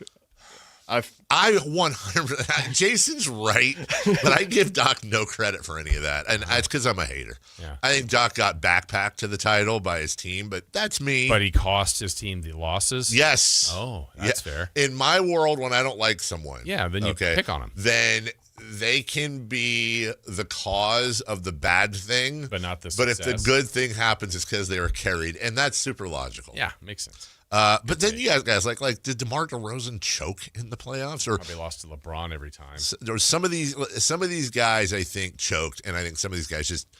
Melo number 1's crazy. What did Melo do? Well, it was Melo 10. Number 1 was Harden. Oh, okay. Never mind. I thought that Melo was. And I know it doesn't count, but come on, Carmelo Anthony won a championship at Syracuse his freshman year. He's champ. He's a champ. He is a champ. People are mean-spirited, Jason. They are. They sure are. Have fun with that. I don't like it at all. But the A's lost again. Boo. And here we go from the 916. In a month when the A's are 10 games under 500, we're going to say, what a cute start to the season. Okay, maybe. Stop. Didn't they send that text a month ago too? That's what. Well, I don't. That's the thing. I don't know. But here's my thing. I don't mind hating. I'm certainly very good at it. I don't like hiding and hating. I don't like weeds hating. I don't like weeds haters. And what I mean by that is like when you're in the weeds and you're not saying anything when things are good. Yeah. And then you jump out when the things are bad. I don't like that. Say the bad thing when things are good too. I will say this. I think they are the worst first-place team in baseball. I think you're right. I would say this. It's like anything, and I always say this. It's how you look at things. So they're in first. That's a positive. I don't think they've played that well. I think they were 0-4. Right after that, I thought they played good baseball. I don't think they're playing very well at all. Right. And they're still in first. And then if you really break down like the integral part of it, the highest-paid players are killing them. That Severino. Is true. Yes. Rooker. Yeah. Soderstrom, those guys are under 200. Yeah, like their main money player. Now Kurtz will get there, and Langoliers and Wilson. Like Wilson's out. Like they haven't played very well. Butler, they don't even play anymore. Yeah, but on the other hand, here they are in first. They're in first, and all those guys have been sucking. Yep, and everyone's like, "Well, Seattle's not playing that well." Fact, and maybe Seattle has more talent. I believe that they were supposed to win that, but I don't know. Raleigh had a career year last year. He's hurt. He's not playing that well this year. Yeah. There's lots of teams that aren't. I mean, the AL is honestly not playing that well as a league. Unless you're the Rays. Yeah. Sort of. Yeah. Actually, to our texter's defense, I just kind of looked through some of the history. I think this is just kind of like his thing. Well, so he said that, And then I'm just looking at most of his texts. Maybe it's a she. Or her. Yeah. Remember when Tin called the other day? Yeah. Yeah, he says, Tin is a blanking moron, right? Wow. And then before that, not trying to pee on our Cheerios, but someone had to put up stats even on a bad team. I think what it is we got somebody who's, they tend to be, snark. Yeah, snarky it's snarky their and truth. Yeah. It's their truth. Okay. And that's fine. Yeah. Hey, you know what? We believe in, Stephen Vogt. We believe in Stephen Vogt. The San Francisco, by the way, he does say, to be fair, or she, lifelong A's fan, been saying it all year. A's fan, born and raised. So, yeah. That's fine. The Giants, I don't even know why Hey, they played. They're a team. They showed up. They showed up, they played, and they are, in fact, one of the Major League Baseball teams. Yeah, they're one of 30. They are one of 30. Only 30 in the world. Yeah. Only 30 in the world. They have lost 2 in a row. They have lost 6 of 10. They are 22-33. They lose to the Diamondbacks. And by the way, I'm not saying they're going through the motions. I mean, they took 2 or 3 from the White Sox, whatever. But it just seems like every time they've lost 2 in a row, they won 2 in a row. They lost 4 in a row before that. By the way, 3 of those are the Diamondbacks. They've now lost their last 5 to the Diamondbacks. Then they won 2 in a row. Then they lost 3 in a row. Then they won 3 in a row. Then one. It's at what? By the way, I don't think it really necessarily makes sense, and I'm not advocating it. But is there a point where they maybe say, "Yeah, the Tony Vitello thing's that was probably bad." I'm not saying today, and I'm not saying it would even help based on raw. But can anyone point to Tony Vitello this year and go, "Well, he did that great"? I don't have anything. I don't either. And remember, this was one of those. Sometimes it works, but this was Buster Posey doing his best, trying to hire his Brad Stevens. Hire the guy out of college straight up, and maybe it'll work. And it just seems like it hasn't. I know you have the feel that you don't think head coaches mean much. How about managers? A little more, or is this more of a Posey issue? I think it's more of a Posey issue. Yeah. And that's your guy. And for those of you new to the show, hi, welcome in. I loved Buster. I started watching Buster Posey when he committed to Florida State University as a shortstop. I watched Buster Posey play for Mike Martin at Florida State and loved him. He was my favorite college player because he was on my favorite college team. Then when my San Francisco Giants, my favorite baseball team, when they drafted him, I was over the moon. And, oh, by the way, he managed to have himself quite the career and brought me as a Giants fan the first championship and subsequent 2 championships of my entire life rooting for the Giants, of which the first year I remember was the 103 loss year with Chili Davis and friends. So if Buster Posey was a religion, I would be like a priest. If Buster Posey was a soft drink, I'd have a case in my fridge at all times. I love Buster Posey, but also I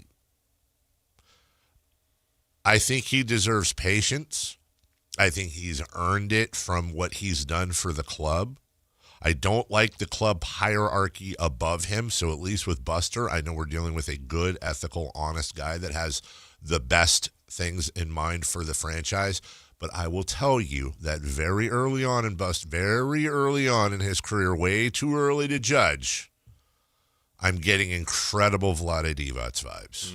Incredible Vlade Divac vibes. As the general manager, not as a person. That's Jason, it's funny you say it. Well, I don't know Buster personally. And I know Vlade. But from all accounts, they're both incredible human beings. Yeah. And anyone who's a Giants fan or an honest Kings fan, there's no doubt that in both Buster and Vlade's cases, they would bleed for the ball club. They love the club. Now, in Vlade's case, he made mistakes and it didn't work out. But I never doubted the fact that he loved the Kings and wanted them to succeed, right. Just like the same thing with Doug right now. Whether he's a good or bad coach, he wants to succeed there. I don't know if Buster Posey is the baseball Vlade Divac, but so far, They've moved for Devers. They've signed Chapman. They've made this and that move. Logan Webb's languishing out there. They bring in a coach from Tennessee they remind me of the same team. I think it was the year after they won 100 and whatever out of the blue, where you watch the next year, you're just like, this team's unwatchable. Right. It's not that they're losing. It's that they're not entertaining in any way, shape, or form. The Athletics, who are 500, are 50 times more entertaining than the Giants, even when they're losing. Yeah. So I hope I'm wrong, and I hope we're sitting here 2-3 years from now. Hey, Buster found his sea legs, and he's doing some great things, and he had a lot to work out of. But so far, I would not give 2 thumbs up if I was Siskel and Ebert. We'll take a break when we come back. Second half of the program. Let's reset Game 5. We'll get you some post-game audio, some highlights of the Thunder and Spurs, and look ahead as well before we get back to baseball for a little bit, and on and on and on. Second half of the program next. Take Sactown Sports with you everywhere you go with the Sactown Sports app. The most in-depth coverage of the Kings and 49ers. A library of written and video content. And all your favorite personalities all in one place. Download the Sactown Sports app today and get in on the action. Your local sports leader. Sactown Sports 1140. This is the story of the one. As a safety manager at a manufacturing plant, he does everything he can to keep his coworkers safe. From finding ways to reduce risks to keeping safety supplies in stock. And for that, he relies on Grainger. Grainger offers a broad range of quality products and next-day delivery, so he can always play it safe. Call 1-800-GRAINGER, click Grainger.com, or just stop by. Grainger, for the ones who get it done. This is a special alert to all Americans who own a vehicle with less than 200,000 miles with an auto warranty about to expire or with no warranty coverage at all. Due to a decline in the economy, CarShield is announcing a low-cost month-to-month vehicle protection plan that is now available to the public to save any driver out-of-pocket expenses on future auto repairs. Call now to find out how you can pay almost nothing for covered auto repairs. Yes, you heard that correctly. Pay almost nothing for covered auto repairs. An open phone line has been established for all drivers to call for a free quick quote. Call 800-330-8323 now. Drivers who are covered will not have to pay for covered repairs again. This protection plan is at an all-time low. Additionally, drivers who activate this vehicle protection today will also receive free roadside assistance, free towing, and car rental options at no additional cost. Call us for your free quick quote today. 800-330-8323. That's 800-330-8323. What do you have to lose? Call 800-330-8323. Again, 800-330-8323. Is the crew on their way so we can fire up the grill? Cabrito, arrachera. They're gonna love it. Better go with birria and carne en su jugo. Classic Jalisco dishes with tradition. That seasoning is great, but northern Mexican-style meat speaks for itself. Let's make both. Deal. And to boost the flavor, ice-cold Pepsi. Its sweetness pairs perfectly. And to go with it, flour tortillas. And corn ones too. Hey, carne asada deserves Pepsi. The other guys must think you failed math. Get this huge discount. Then the fine print hits you with $5,200 in mandatory ads. It's adorable in a scammy kind of way. At Hoblet, we skip the tricks. The price you see is the price you actually pay. What a wild concept, huh? Hoblet, family owned 77 years. Experience the difference online at hobletdodge.com. KHTK HD1 Sacramento, KYMX HD3 Sacramento. From the Power Business Technology Toshiba Studios. Sactown Sports 1140.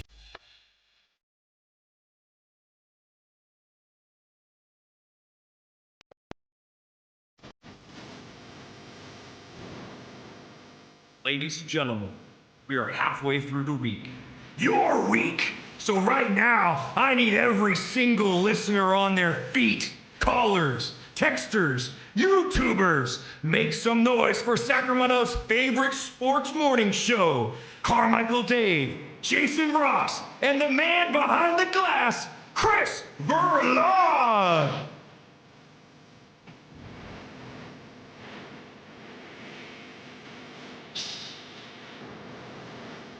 That's not Chris. That's not Chris. It's Anthony. What Welcome in. Second half of the program. Where's Chris? Yeah, is he even work here anymore? What the hell? He was out Friday? He was off yesterday. He's off yesterday? He's off all week? And then isn't he off next Monday? Yeah, just unbelievable. The nerve. My mother texted me on Friday. About Chris? Well, indirectly, weirdly enough, yes. Oh. You'll understand. Okay. In a second.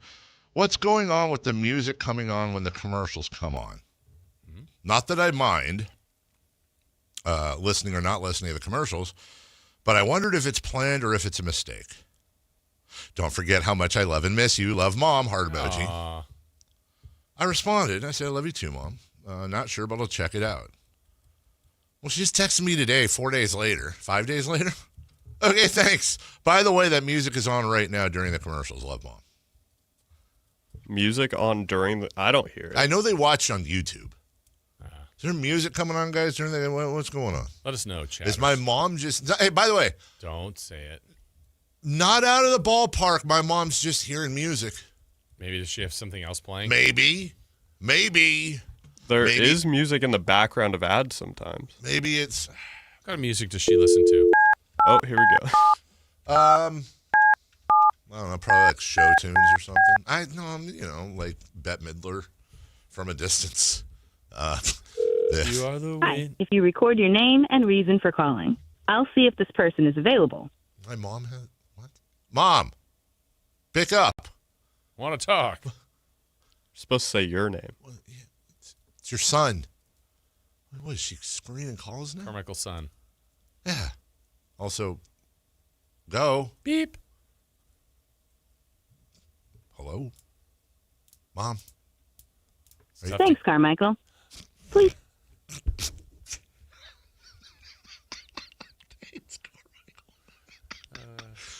Well, she doesn't know me. Hello? Mom! What? What are you doing? You're on the air. You're on the air, Mom. Oh. You okay?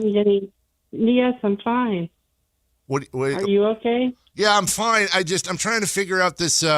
I texted you this back on Friday, and then you text me now like 5 days later. I'm just trying to get to the bottom of this because you're a valued listener. What are we talking about music during commercials?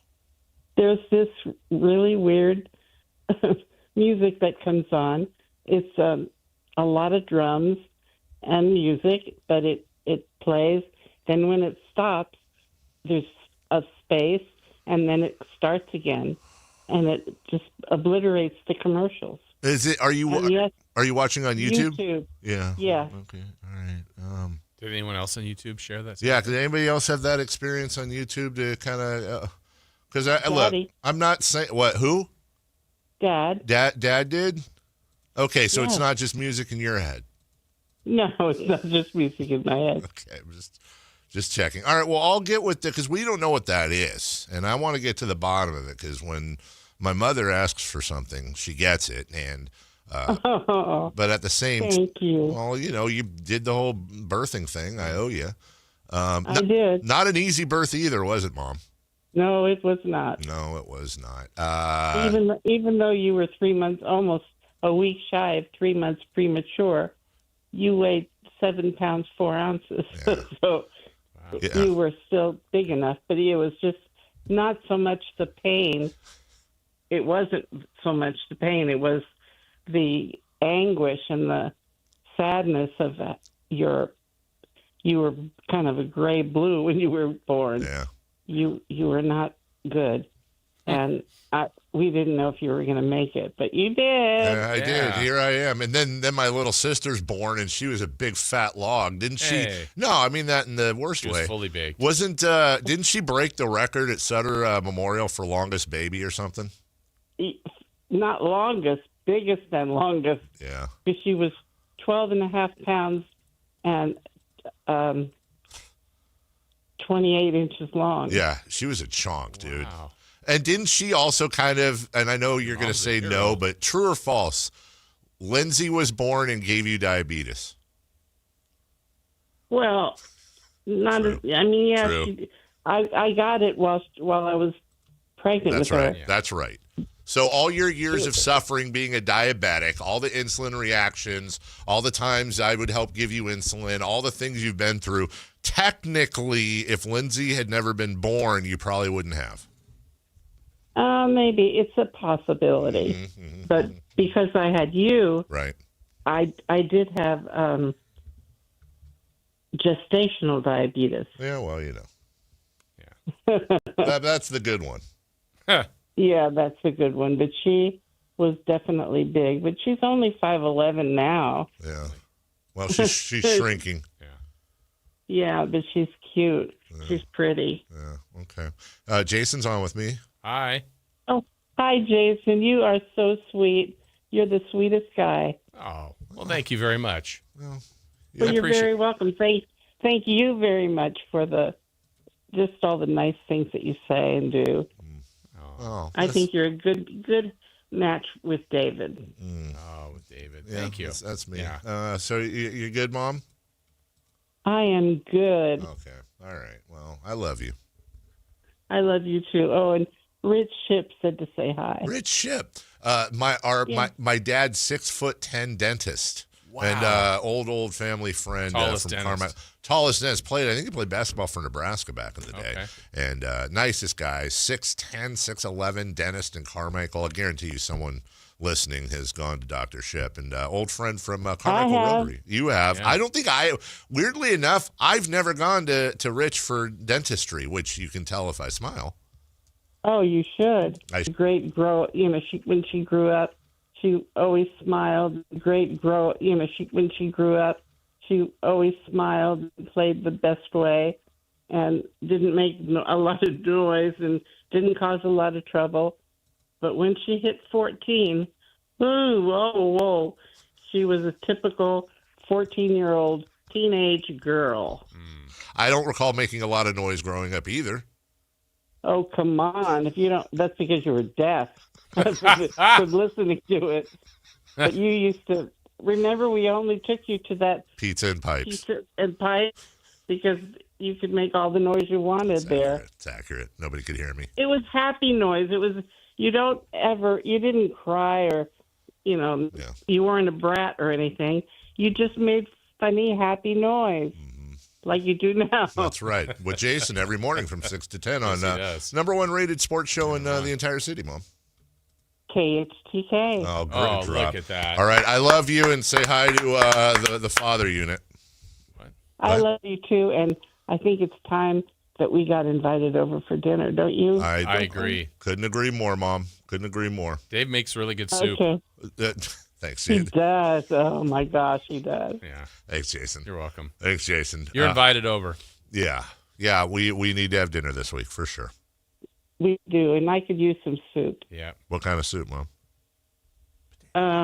Well, I would say clam chowder, but I know you don't like making it, do you? No, I don't care. I'll make you clam chowder. It's just a little heavy, isn't it? It is. Or you can make vegetable soup. Oh, yeah, I'll make you vegetable. Wow, I expected a potato cheese. I love potato cheese, but it is pretty caloric. And potatoes have a lot of potassium in it. Yeah, we got to watch the carbs, too, with my mom. We got to count the carbs, Mom. All right. And the salt. And the salt. Everything. Yeah, except you don't care about counting the salt because every time you come over, you eat 100 pounds of sodium, it seems like, when you load your plate up. No, we usually make stuff that doesn't have salt in it. No, but we don't when you come over. It's very salty.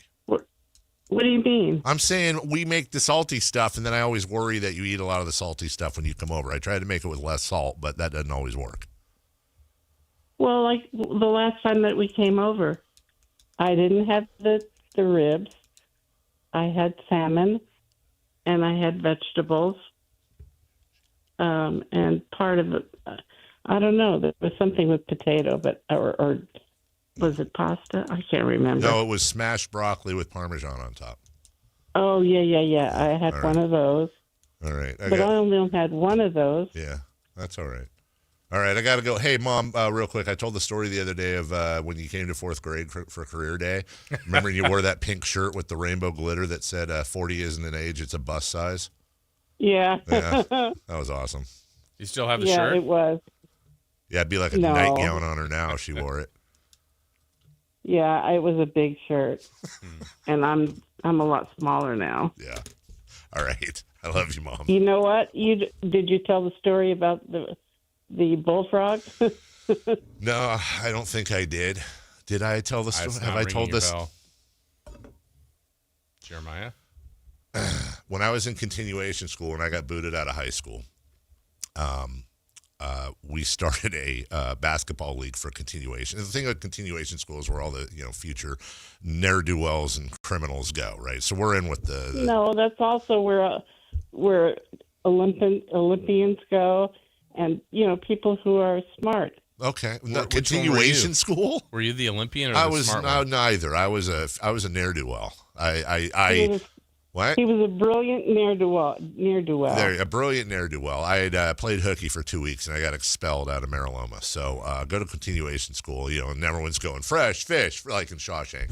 And so we start a basketball league. And so my mom had this white Toyota Previa, those big like Toyota minivans, right? And so a few of the parents would this is a bad decision, Mom. A few of the parents would volunteer to drive us to Lawn Trot or some of the different schools. So, anyways, it's me and like 6 other kids in the car, all sophomores and juniors. You know how boys are at that age, right? And I'm sure we were having some sort of conversation about whatever, and somebody said something to me, typical teenage boy talk where it's like, yeah, well, you got a small whatever, right? And my mother's driving, to which she goes, oh, no, he's built like his father. That's a big bullfrog. And the whole car got dead silent. And everybody turned and looked at me with this strange-looking smile on their face because they knew right there, they're never going to say anything in front of a parent, but they knew right there what my nickname was for the rest of the time I was there. Not the worst thing, by the way, to have a bad reputation over, but at the same time, you don't want your mom defending that, whatever. And there you were, Mom. You had my back, or I guess my front. Yeah. Yeah, I had your front. All right. Well, thanks, Mom. Oh, you're welcome, honey, and I'm glad that you have maintained yourself. Okay. Wait, what? All right. Ribbit. Well, I do love you more than anything in the world, and I'll talk to you soon. Okay, and I love you more than just about anything in the world. I love your dad and your sister, too. But not more. Sounds like maybe more.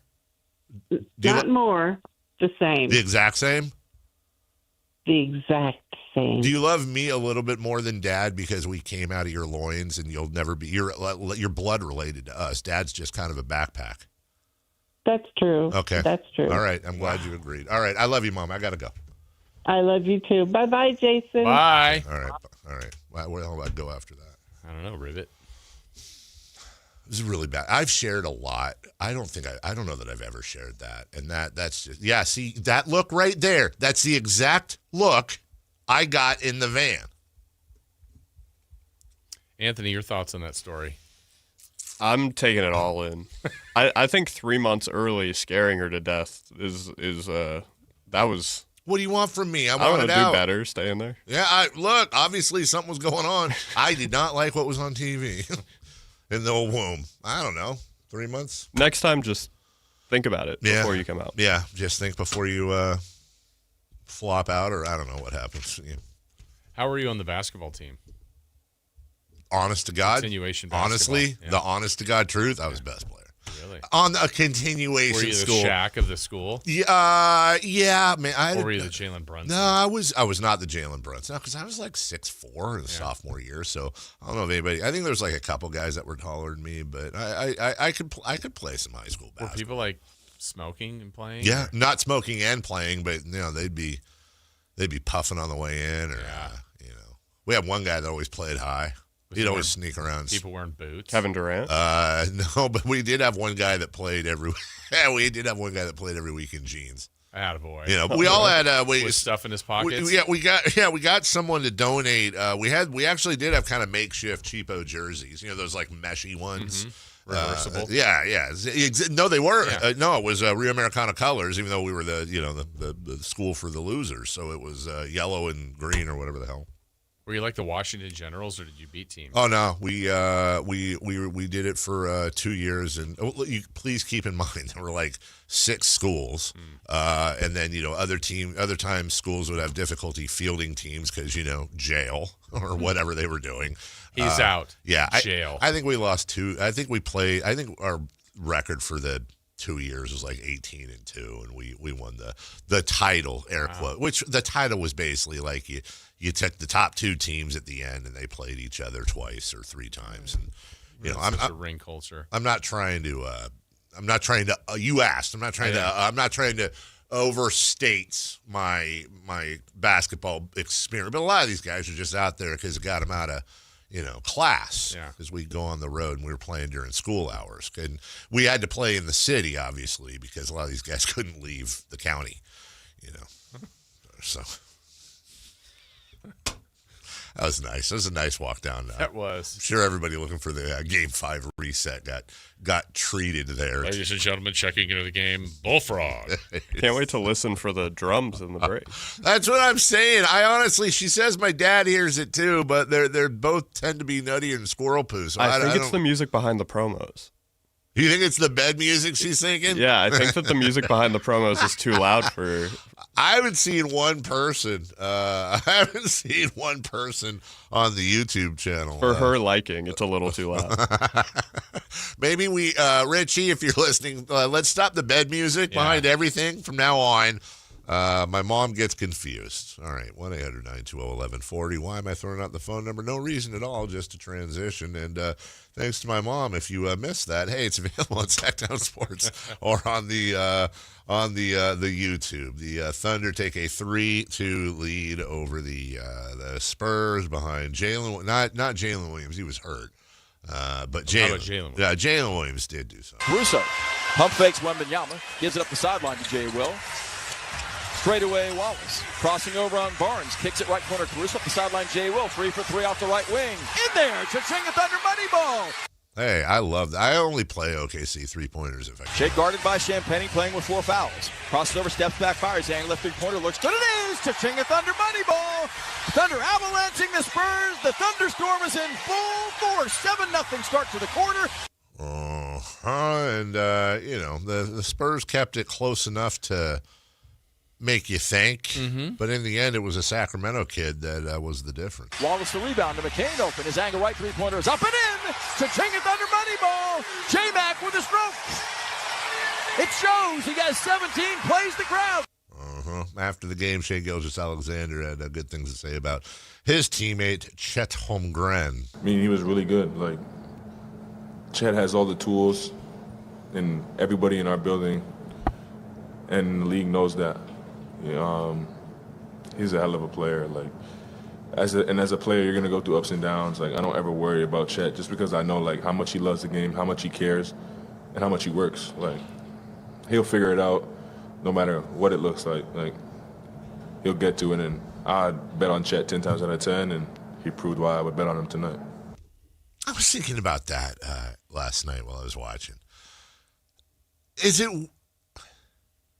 I feel like Chet Holmgren's career is kind of weird so far, and I don't know what the right word is. Like, you look at his numbers overall, and they don't jump off the page. Number 2 pick in the draft.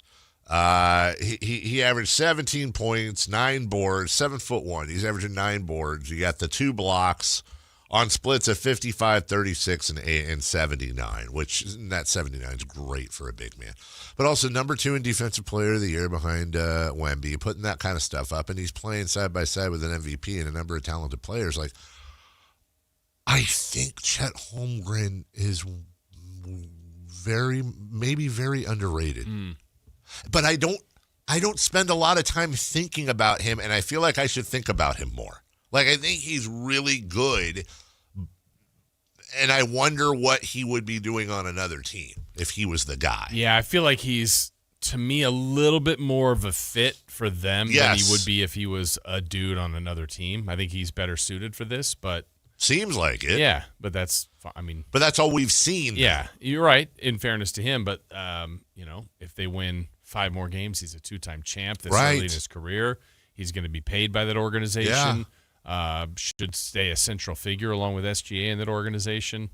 He's in a really good spot. I mean, he's like one of those guys that, it just makes you wonder if he was 1A on a team, what he would be. I don't know the answer to that, but I think this is a much better situation for him. It's one of those situations where, and again, we go back to the Pat Riley disease of more that we talk about with dynastic teams.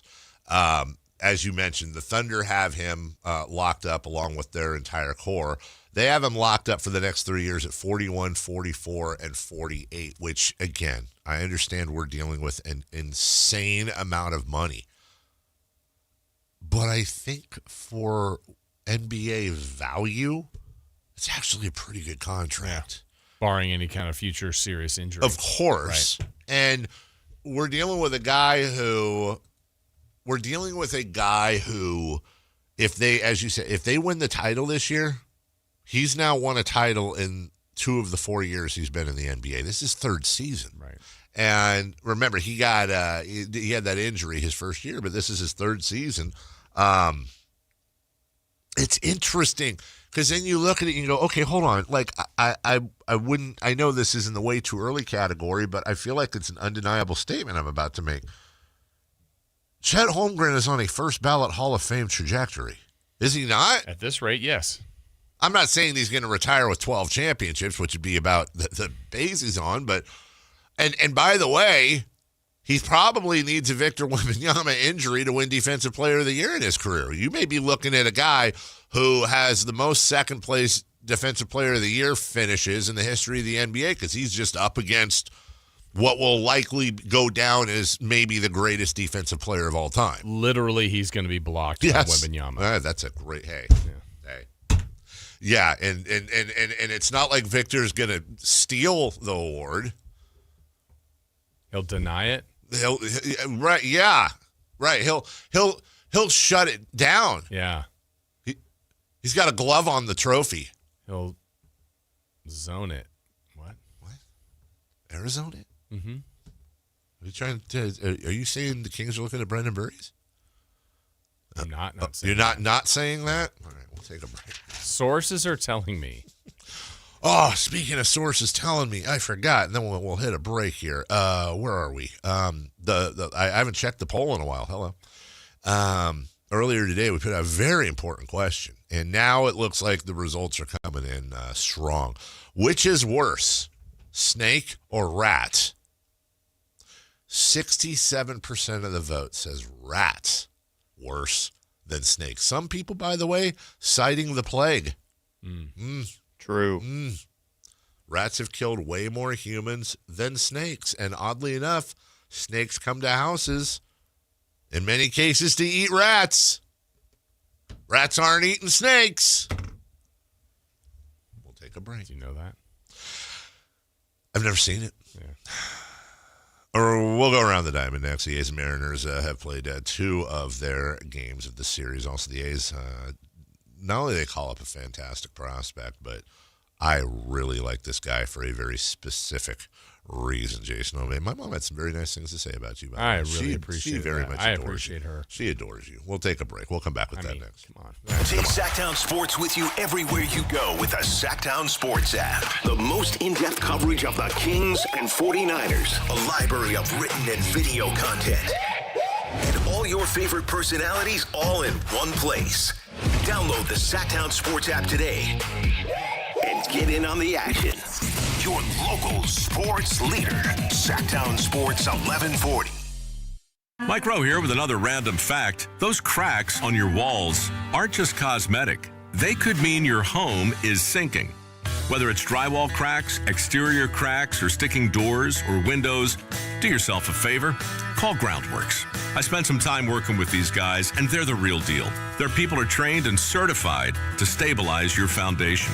Schedule a free inspection with Groundworks, the foundation and waterproofing experts. Licensed in all states where work is performed. See website for details. Injured and you're considering an LA law firm looking to charge you 45% to 50% in attorney's fees? That's overcharging. Ashton & Price has been around for over 25 years, and I can tell you no matter how complicated your injury case, you should never be charged 45% or 50% in attorney's fees ever. Direct, experienced, unrelenting, and honest local representation matters. It's called Home Court Advantage for a reason. Ashton & Price serious local attorneys for serious people with serious injuries. So for the best local advice, don't think twice. Call Ashton & Price. It's time to celebrate everyone's favorite mascot. Join the Sacramento River Cats for Dinger's birthday on Sunday, June 7th at Sutter Health Park. Help us celebrate with baseball, smiles, and tons of family fun. Get your tickets at rivercats.com. This home improvement month tip is brought to you by Bonnie, leading the way home. Check washing machine and dishwasher hoses for cracks or bulges to prevent unexpected leaks. It's Big O Tire's anniversary sales event. Now through June 14th, buy 3 tires, get 1 free on 4 select in-stock Big O brand tires with installation purchase. Plus, you'll also get our industry-leading ProTech Plus warranty for free. Disposal fees extra, not good with other offers. See Big O dealer for pricing. In celebration of 80 years of 49ers football, Sactown Sports is counting down 80 of the most memorable moments that have shaped the team's storied legacy and winning tradition. Here's today's faithful flashback. Number 74. Bill Walsh wins his first Coach of the Year award. The first couple of seasons under Bill Walsh seemed like a distant memory and a completely different experience. From 2-14 in year 1 to 6-10 in his second year, year 3, however, was truly something special. The birth of the 49ers as we know it showed up under Walsh's third full season. The beginning of the season started slowly as the Niners opened the year 1-2. Following that, they ripped off 12 wins in their last 13 games to earn them the NFC West crown, the top spot in the NFC, and Hall of Fame coach Bill Walsh his first of 2 NFL Coach of the Year awards. Faithful flashbacks on Sactown Sports 1140.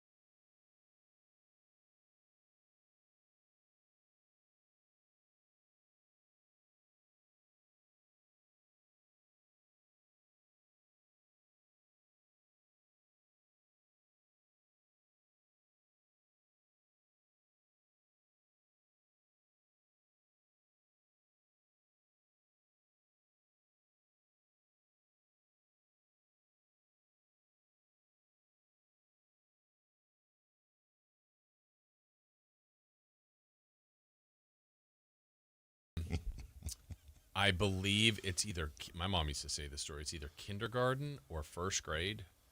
You know, you have like choir, like you do like, not talent show, but whatever, what are those called? Recitals or something. Right. I remember we had one and we sang this song. And I'm in like first grade, like it's like Mighty Fine Wine, Make Sweet Love to You. I'm like in first grade and like all these kids are singing. Yeah, why not? Sure. I went to, look, I'm not trying to sound like Mr., glass, slipper here, but we went to one of my son's ball games. We went to, it was somewhere up in like Yuba City. And they've got this, for warm-ups, they got this giant speaker out front on the court, on the side of the court. And they're blasting all kinds of stuff, rock, hip-hop, this, that, whatever. And I don't know who sang it. I don't know what the song, I didn't recognize the song. It was a hip-hop song. And, it was like, MF, gonna shoot you in the... And I remember looking at that, and I'm like, well, that certainly did not happen.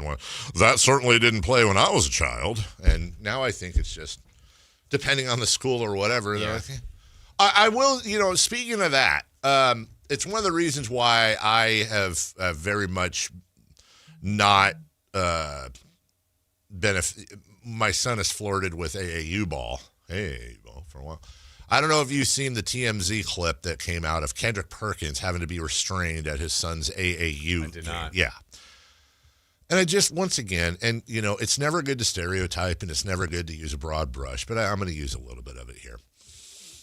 if you're at your son or daughter, if you're at your child's ball game, baseball, basketball, football, AAU, whatever, unless somebody has committed violence against your kid or something of that nature, if it is game related and you're yelling and screaming, or if you are, here's another one, if you are heckling a kid on the other team, I understand, like, hey, Billy, they can't guard you. That's fine. But the amount of times I've seen where, like a lot of times when I watch my kids' games, they'll be in tournaments and stuff. And so we see other schools play. And it'll be like X team is up 28 on Y team in the second half. And you've got these parents, they can't guard you, this, that, and whatever. That guy's too short. Brick. You're either a trash human, straight up trash, or you're making a horrible mistake and you're a good person that is just really doing trash. It is a pet peeve of mine. If you are heckling refs, if you are heckling umpires, most of which are 16-year-old kids getting $10 an hour, and they don't. If you're soccer referees, that's another one I see all the time. Look, managers, captains on the team, you got a problem with the call? No problem. I'm specifically talking about parents on the stand in the stands.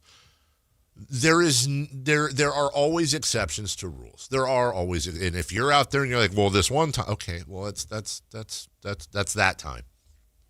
But if as a rule you're treating your kid's game like an NBA game or an NFL game, please remember the following. Number one, your kid's not going to make the pros. Okay. Secondly, sorry, not going to make the pros. Mine will. Number two, your kid's not going to make up for whatever you didn't do with your life. So, don't live your life. It's your kid's life, not yours. Number three, they're out there to have fun and learn the sport and build team camaraderie and relying on each other. And there's all kinds of life lessons. That's why they're there. Number four, the coaches and the refs and the umpires and all that, they're all pretty much volunteering. They're doing it for the love of the game. Right. They're doing it. There's a massive shortage of umps and refs and stuff where a lot of times these guys are doing 2, 3, 4 games a day. And there are some times where it's like, we may not have a game Saturday. We don't have enough, we don't have a ref. A lot of times these guys are either young kids or they're retired and just looking to do something. They're doing the best they can. They're not going to get it right. Guess what? They got that call wrong. And in some cases, they got that call wrong, and it may cost you. Well, you know what? Then go hire. Why don't you put the money up then to pay a professional level ref? And until you want to do that, just understand that these guys are doing this in almost all cases for the love of the game. Yeah, and usually online, at least, the feeling of the best resolution is to just fight them then. Absolutely. Like, what are they doing? The fact that it gets to that level, I'm like, my goodness, what is happening here? I hated that call. No, it was a ball. It was a strike. All right, slug. You're like, what? When I see these physical altercations on the floor at these games, right, I have the worst thoughts. I don't want to verbalize them because they're terrible thoughts. They're terrible thoughts of things that I want to see happen to these people, and that's wrong. But just like I believe in some cases that, shaming works. Like, I'm sorry, if you went off at your kid's game and you threw punches and you made a total ass of yourself and somebody posted the video online and you lose your job, that sucks. That sucks, man. But you did it. Yeah. And you need to have, and that's accountability, dude. There's a reason that happened. Now, guess what? Guess who's paying for that? Your kids are paying for that. Your family's paying for that. And you're going to probably have a couple of beers and say, it's the world's against me. No, it's not, dude. You made an ass of yourself because you made it about you. You did it. There is and I'm not the arbiter of parenting, but here's my opinion. Support your kids. You go to the games. Your job is to cheer, encourage, get fired up, man. That's cool. Of course, I get fired up. You know what else happens? When, as often as not, I've been on either side of my kids' games where they're getting blown out and they're blowing somebody out. You know what? When my kids, one thing I try to keep in mind when we're on the right side and my kids blowing out, when my kids' team's blowing out another team, the other team starts scoring, I clap. It's okay. I'm happy for those kids. They're trying their best. They're trying their best, and they're down 28-10. That's no fun, and they're still trying. I love that stuff, and that's something I talked to my son about in the car on the way home. I say, look, you see those kids? They were still diving for balls. They were still playing their asses off. They weren't moping. They weren't down. I think there's a lot more life lessons in losing, getting blown out, and still killing it in the third and fourth and doing your best than there is. Everybody can be great when you're up 30. Everybody can have a good attitude when you're winning. How are you when the chips are down? How are you when you're going into the second quarter, or maybe you're not even through the first quarter, and you go, there's literally no way we're not getting blown out in this game, but we're going to try to make it as good a game as possible. How do you do in that situation? That's a life lesson. Go and cheer, support, guess what? Go shake a ref or an umpire's hand after the game. You know, you say, hey, thank you for your service to a military member. It's okay to go up to a ref or an ump, even if they made a couple hey, thank you. Thanks for coming out today. Really appreciate it. Thanks for all you do. Get the coach something at the end of the year. If it's a card, a freaking $10 Starbucks gift card, or just write them a note.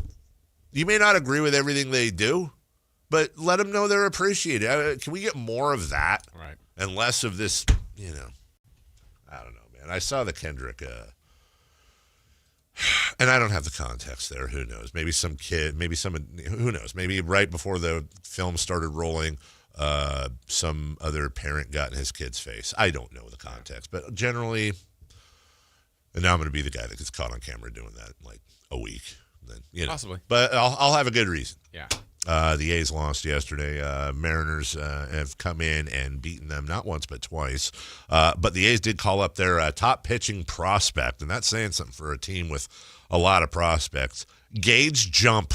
You like the name. 100%, Jason. You knew Lefty. it. That is a Hall of Fame name right there. I didn't see what his final box was yesterday. Got it right here. Didn't Jason get a defensive Ross. help yesterday in the early part. Did not. Gage went 5 innings, gave up 10 runners, 4 earned, and 5 strikeouts on 88 pitches, 7.20 ERA. But you know what?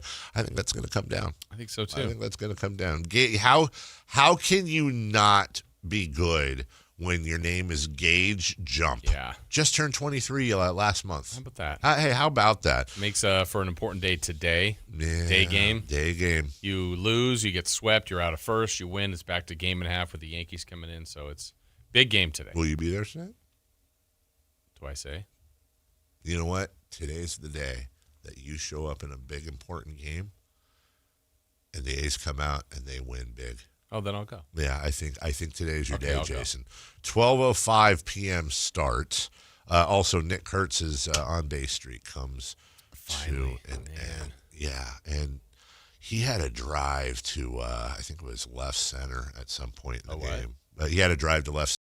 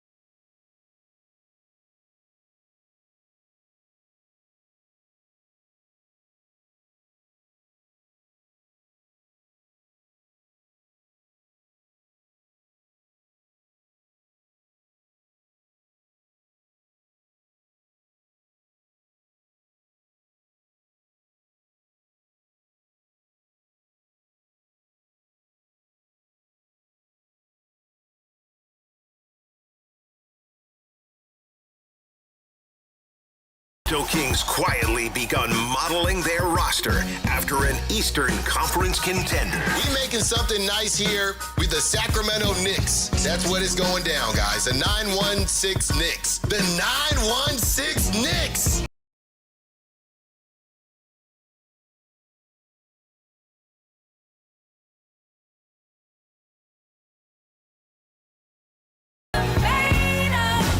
Your exclusive home for Kings basketball. Sactown Sports 1140. Today on the pod, we're talking to Joan, a method actor and scratchers enthusiast. So, Joan, what do you like about playing scratchers? Well, as a method actor, it's about becoming the ticket. Scratching up, down, stage left, stage right. So what's your motivation? Because your performance feels so real. Oh, I was just tapping into my inner scratchers. Incredible. Yes. Bravo me. Scratchers from the California Lottery. A little play can make your day. Please play responsibly. Must be 18 years or older to purchase player claim. Support comes from Amazon Business. Unlock smart business buying with fast, free delivery on millions of items and practical AI innovations that automate repetitive tasks so you can make smarter decisions faster. Learn more at AmazonBusiness.com. Now that Wendy's has these new biggie deals, everyone in the family can get what they're craving, from nugs to JBCs. The parental units can get an $8 biggie bundle, the eldest who think they're so grown can get a $6 biggie bag, and the little one who can do no wrong can get a $4 biggie bites. You know, assuming they have a credit card. No, I'm kidding. We take cash too. 4, 6, and $8 biggie deals for the whole family. Only at Wendy's. Price and participation may vary. Single items at regular price. Prices may be higher in Alaska, California, and Hawaii. Power your drive with Mobil 1 motor oil. Buy 5 quarts, get $15 back, and score a fast and furious prize after rebate at O'Reilly Auto Parts. O'Reilly Auto Parts. No way. Gas prices shot up again. I know, but I got us covered. So generous. What's your deal? What's my deal? I went to Metro and saved. Got 4 lines for just $25 each and 4 free new Samsung Galaxy A17 5G phones, and all on the T-Mobile network. Ah, how about we go to Metro today?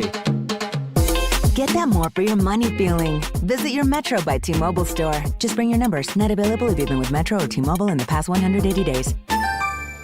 Golf to Go is brought to you by the Hagen Oaks Golf Super Shop. Here's Frank LaRosa. With so many newsletters, blogs, podcasts, and such about the game of golf, I appreciate the listen here at Golf to Go.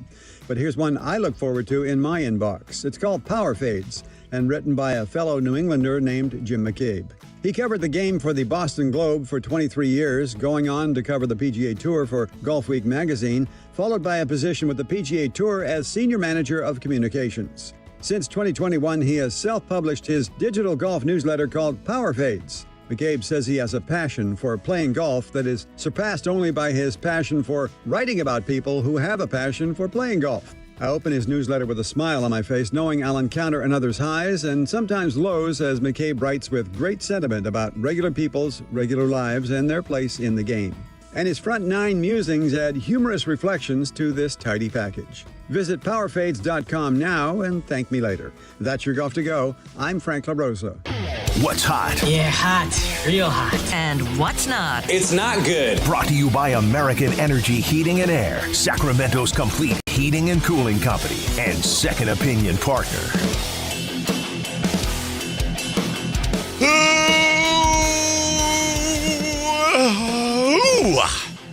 It's hot.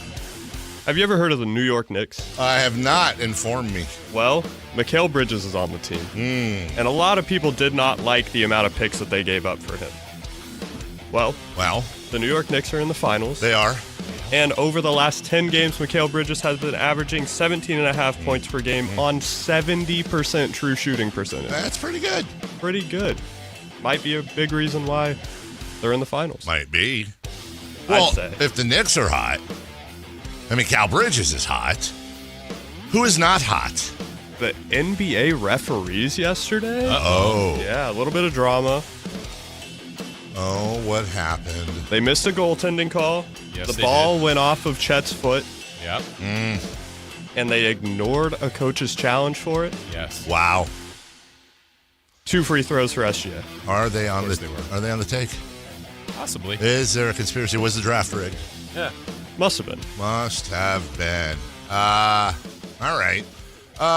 We'll there's no, we'll kind of wedge this in here since we're sort of about to talk baseball and specifically go streaking, but I got a highlight for you. Only 10 players have ever hit 4 in one game. That's one of baseball's most coveted records. There are 2 outs in the 9th inning. Skip Carey, I think? No, that's Pete Van. Reardon delivers. There's a fly ball, deep left center field. Right looking up. He did it! He did it!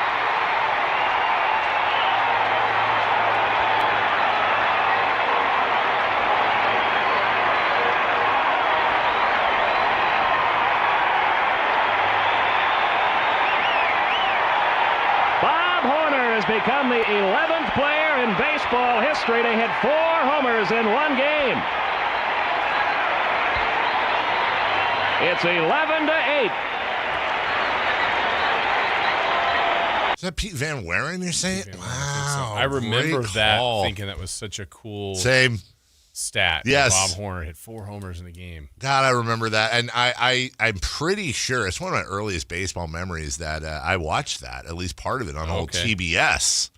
It's so funny you couldn't see that on the radio here, but the ball was just sitting there. Yeah. It looked like by a railroad track or something. Valuable piece of baseball history just sitting there where people would be, going nuts for now. Just sitting there. Yeah. Bob Horner passed away at 68 years old yesterday. The Braves put something out that I thought was really cool. It said Bob Horner built a career out of being first. He was the first overall pick in the 78 draft after an illustrious collegiate career. He was the first Braves draftee to skip the minor leagues entirely and debut directly in the majors. He was the first Atlanta player ever to hit 4 home runs in a single game when he did so, as you just heard, against the Montreal Expos in 1986. He was the NL Rookie of the Year in 1978 and NL All-Star in 1982. By the way, Rookie of the Year after skipping the minors is pretty dope. Rookie of the Year in 78, NL All-Star in 82. Horner teamed with Dale Murphy. There's a name you don't hear enough about. To form one of the most feared power duos in the game for nearly a decade. The Braves extend sincere sympathies to his wife, Chris, 2 sons, Tyler and Trent, and numerous fans and friends across the game. Look, 68, man, come on. Bob Horner was one of the when you see the TBS broadcasts and the promos, and especially when the Braves weren't that great. A lot of times it was, watch Dale Murphy. But then also it'd be like, watch Bob Horner and the Atlanta Braves take on the Chicago White Sox. Well, it wouldn't be back then. It'd be the San Francisco Giants or the Houston Astros when they were in the NL West. Or like Jeff Treadway. He was just, but he man, that guy could rake, dude. 4 homers in a game is stupid. Remember when Mark Whitten had 13 RBI in a game? Yeah, I do. It's like, did he hit 4 homers too, or was it just? Yeah, I thought he hit 3 or 4. You think we're going to see a 5-homer game? Didn't Nate somebody? Was it Nate? There was a guy named Nate something that did it for was it the Indians in a doubleheader? He hit 5 home runs. I thought it was Nate someone. Let me see. 5 home runs in a doubleheader. I swear. I remember reading about this in one of my little kid baseball books. Nope, I didn't. No players ever hit 5 home runs in a single. Well, hold on. 5 home runs in a single. It was Nate Colbert. Nate Colbert of the San Diego Padres against, the Atlanta Braves. Okay. Game 1 was 4 for 5 with 2 homers and 5 RBI. Game 2, 3 for 4 with 3 home runs and 8 RBI. He went 5 for 7 with 5 home runs, 13 RBI, and 22 stolen bases, surpassing Stan Musial's 3 home runs in Game 1, 2 more in Game 2, 6 for 8, 9 RBI, and 22 total bases. I don't know why he surpassed that. I guess they both did that. But never in a game, 5 home runs. Let me ask you this. Which is going to happen first in honor of the memory of the great Bob Horner? Which will happen first? 5 home runs in a game. Here's the scenario. I am baseball Jesus, and I'm telling you this will happen in your lifetime. Either we're going to get 5 home runs in a single game, or we're going to get another situation where somebody hits 2 grand slams in 1 inning. Oh. Which Fernando Tatis Sr. did. Which would you pick is going to happen? 5 homers. I'm with you. Yeah. I'm with you. Yeah. Even though it's never happened, it seems more likely that would happen than 2 grand slams in 1 inning. So since Bob Horner did that, here are the major leaguers to hit 4 homers in a game. Okay. Mark Whitten. Yeah. Mike Cameron. The Orioles. Sean Green. Sean Green was like 6 for 6. Sean Green had that. I remember that was a stupid day for you. Wasn't that Dodgers, right? Yeah. Carlos Delgado. Great. Josh Hamilton. Scooter Jeanette.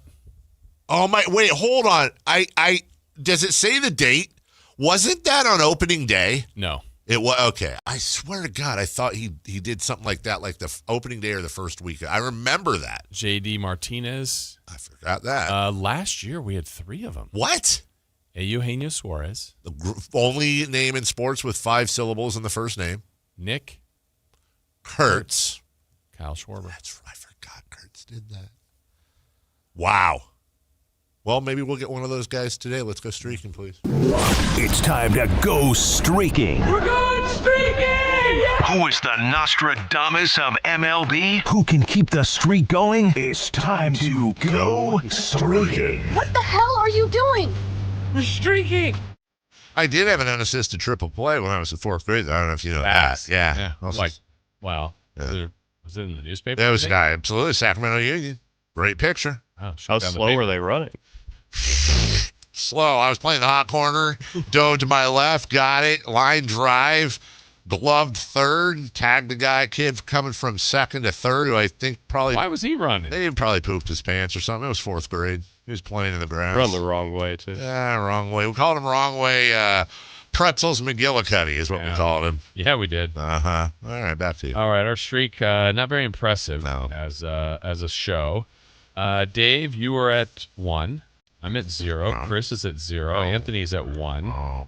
Let's see how we did yesterday. We'll start with the people at 0. I took Sal Stewart. That's me. Sal Stewart. Sal Stewart got a 5 times yesterday for the Reds. Got 2 hits and an RBI. Hey, so I'm up to 1. Look at you. Chris took his favorite player, Kevin McGonigal. Of the Tigers. He got it 4 times. He got 3 hits with 2 RBI. So Chris and I are at 1. Anthony took Henry Bolte of the A's. Oh, boy. Good. Was put in a tough spot because he came in as a pinch runner but did not get a plate appearance. Okay, so, well, he's still going. Yeah, he's still going. Nothing official. And then, Dave, you took Nick Kurtz. Oh, my God. We already established had a 40-whatever on-base streak. You ended it. I forgot I took him. Yeah. You're at 0. Your streak is Wasn't over. his streak at like 48? Yeah, of reaching on base. Oh, you suck. Oh, no. Oh, no. Streak. It's over. It's over. It's over, ladies and gentlemen. Kind of mean-spirited to play that for Nick Kurtz. Yes. You're at 0. I'm at 1. Chris is at 1. Anthony's at 1. You know what? But you can pick anybody today. Tell you what I'm going to do. What's that? I feel bad about that. I do. And in order to show my support, I'm taking him again. Big game today. Let's go. Get right back on the saddle, Nick. Nick Kurtz? Kurtz. Okay. Well, I'm going to be at the game as well. Yes. And I'm going to cheer for you for Nick Kurtz. Please do. He's got to get going here. I've been picking on him. Brent Rooker. Got to get it. Come on, Rooker. He's batting under 200. Yeah. Yeah. He may not even play today. Who knows? No. That much, but I'm going to take him. Chris has not submitted his yet, but I'm sure he will. Anthony? I'm going to take Vlad Jr. I think he's back from his elbow injury. Okay. So. Vlad G. Jr. Mm-hmm. Come on, Rooker. Yeah. Come on, Kurtz. Come on, Rook. Still Rook? Still Rook. Come on, Meat. I like that nickname in baseball. It's always made me laugh. Come on, Meat. Be a fun nickname for it. That doesn't work around the workplace, though. Barely works in sports, honestly. Try it. Try it today. Like if I roll, like remember when Kyle What's up, started when he was new? Yeah. Like, hey, what's up, Meat? Yeah. You called him Meat when he was No, new? but I'm saying how funny would that have been? Right? Why Kyle specifically? I think from Meet George. I think from now on, every time, like the first month somebody starts here, we should call him Meat. Okay. Just like in the big leagues. How about her? I'm afraid of her officially. Who's her? No, not her. New female. Oh, her. By the way, anybody notice because she was wearing Washington State? She was wearing like a very normal looking, very respectable Washington State shirt. The problem is Matt was wearing that green hat and the green, and I was watching on the monitor when I left. 100% Mario and Luigi vibes, dude. 100% Mario and Luigi vibes, and it wasn't even her fault. It was Matt. His fault. Matt kind of and you're very familiar with what they look like. Yeah. Matt and Kayla. Come on, dude. That's not It's a me, Luigi. Gotta get the mustaches. We'll take a break. Well, Matt does kind of. Well, yeah, that's true. When we come back, it is the final hour of the program. Did you know that? We'll final countdown. Get some coaching news as well. That Jason's lined up some stuff for us. What's on deck, and then we'll get to you never know crosstalk and celebrity birthdays next. Take Sactown Sports with you everywhere you go with the Sactown Sports app. The most in-depth coverage of the Kings and 49ers. A library of written and video content. And all your favorite personalities all in one place. Download the Sactown Sports app today and get in on the action. Your local sports leader. Sactown Sports 1140. This is the story of the one. As a safety manager at a manufacturing plant, he does everything he can to keep his coworkers safe. From finding ways to reduce risks to keeping safety supplies in stock. And for that, he relies on Grainger. Grainger offers a broad range of quality products and next-day delivery, so he can always play it safe. Call 1-800-GRAINGER, click Grainger.com, or just stop by. Grainger, for the ones who get it done. Meet Matthew Preston. Inside his apartment, everything he holds dear is protected by Progressive's renter's insurance, like his laptop and a surprisingly valuable collection of baseball bobbleheads. Outside his apartment, his laptop is still protected, as are his bobbleheads, which he carries around with him for reasons no one knows. Renters, the limits of protection aren't just the four walls of your home. When you're in Progressive's Protection Zone, get a quote at Progressive.com. Progressive Casualty Insurance Company, affiliates, and third-party insurers. If the world were like a Sleep Number mattress, everything would adapt for your comfort. Because as your life changes and your body changes, Sleep Number mattresses adapt and shift to give you personalized comfort night after night. And now it's the final days of our Everything's on Sale event. Save up to $1,200 on mattresses. Our Memorial Day event ends Monday. To experience a whole new world of comfort, visit a Sleep Number store or go to sleepnumber.com. Sleep Number, to a good life sleep. To 15-year-old Harper, buying an $80 vintage rock t-shirt is a great investment. To Harper's mom, this logic has a few holes in it. So she helped Harper open a Wells Fargo Clear Access banking account. With no overdraft fees and tools to track spending, Harper's learning, one heavy metal tee at a time. However you make money work, Wells Fargo can work with that. Terms apply. Visit wellsfargo.com/deposit disclosures for fees and details. Don't miss out on the biggest action sports event happening in Sacramento this June. Tickets are now live for MoonPay X Games Sacramento 2026. See nearly 100 of the world's best skate, BMX, and Moto X athletes compete at Cal Expo June 26th through 28th. Music performances featuring electronic music icon Cascade on Friday, June 26th, and Grammy-winning producer and artist Mustard, and music producer DJ Subtronics on Saturday, June 27th. Score your tickets today at xgames.com. KHD1 Sacramento, KYMX HD3 Sacramento. From the Power Business Technology Toshiba Studios. This is Sactown Sports 1140. The Carmichael Dave Show. He's on the microphone when he's not on the microphone. He's playing a song, and when he's not playing a song, he's on the microphone, and then boom. With Jason Ross. No, he didn't. Yes, he did. Call or text at 916-339-1140. It's the Carmichael Dave Show with Jason Ross on Sactown Sports.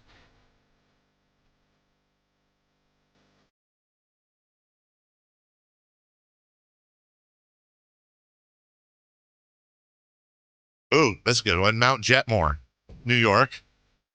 Benny and the Jets, the band. Oh, may not be on there, by the way. Kenny the Jet Smith. Kenny the Jet Smith. The Jetsons. The Jetsons, yeah.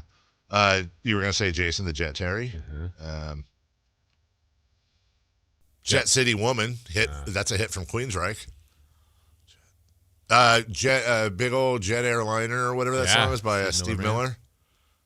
I got the Jets. Jet Holmgren. That's what I think that's my dad's generation. That's when they had diarrhea. They call it the Jets.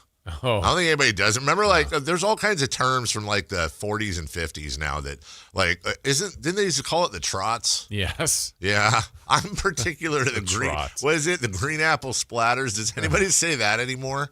I don't think so. That's good. Hey, good morning, everyone. Good morning. And welcome to breakfast. Breakfast at Tiffany's. Breakfast Club.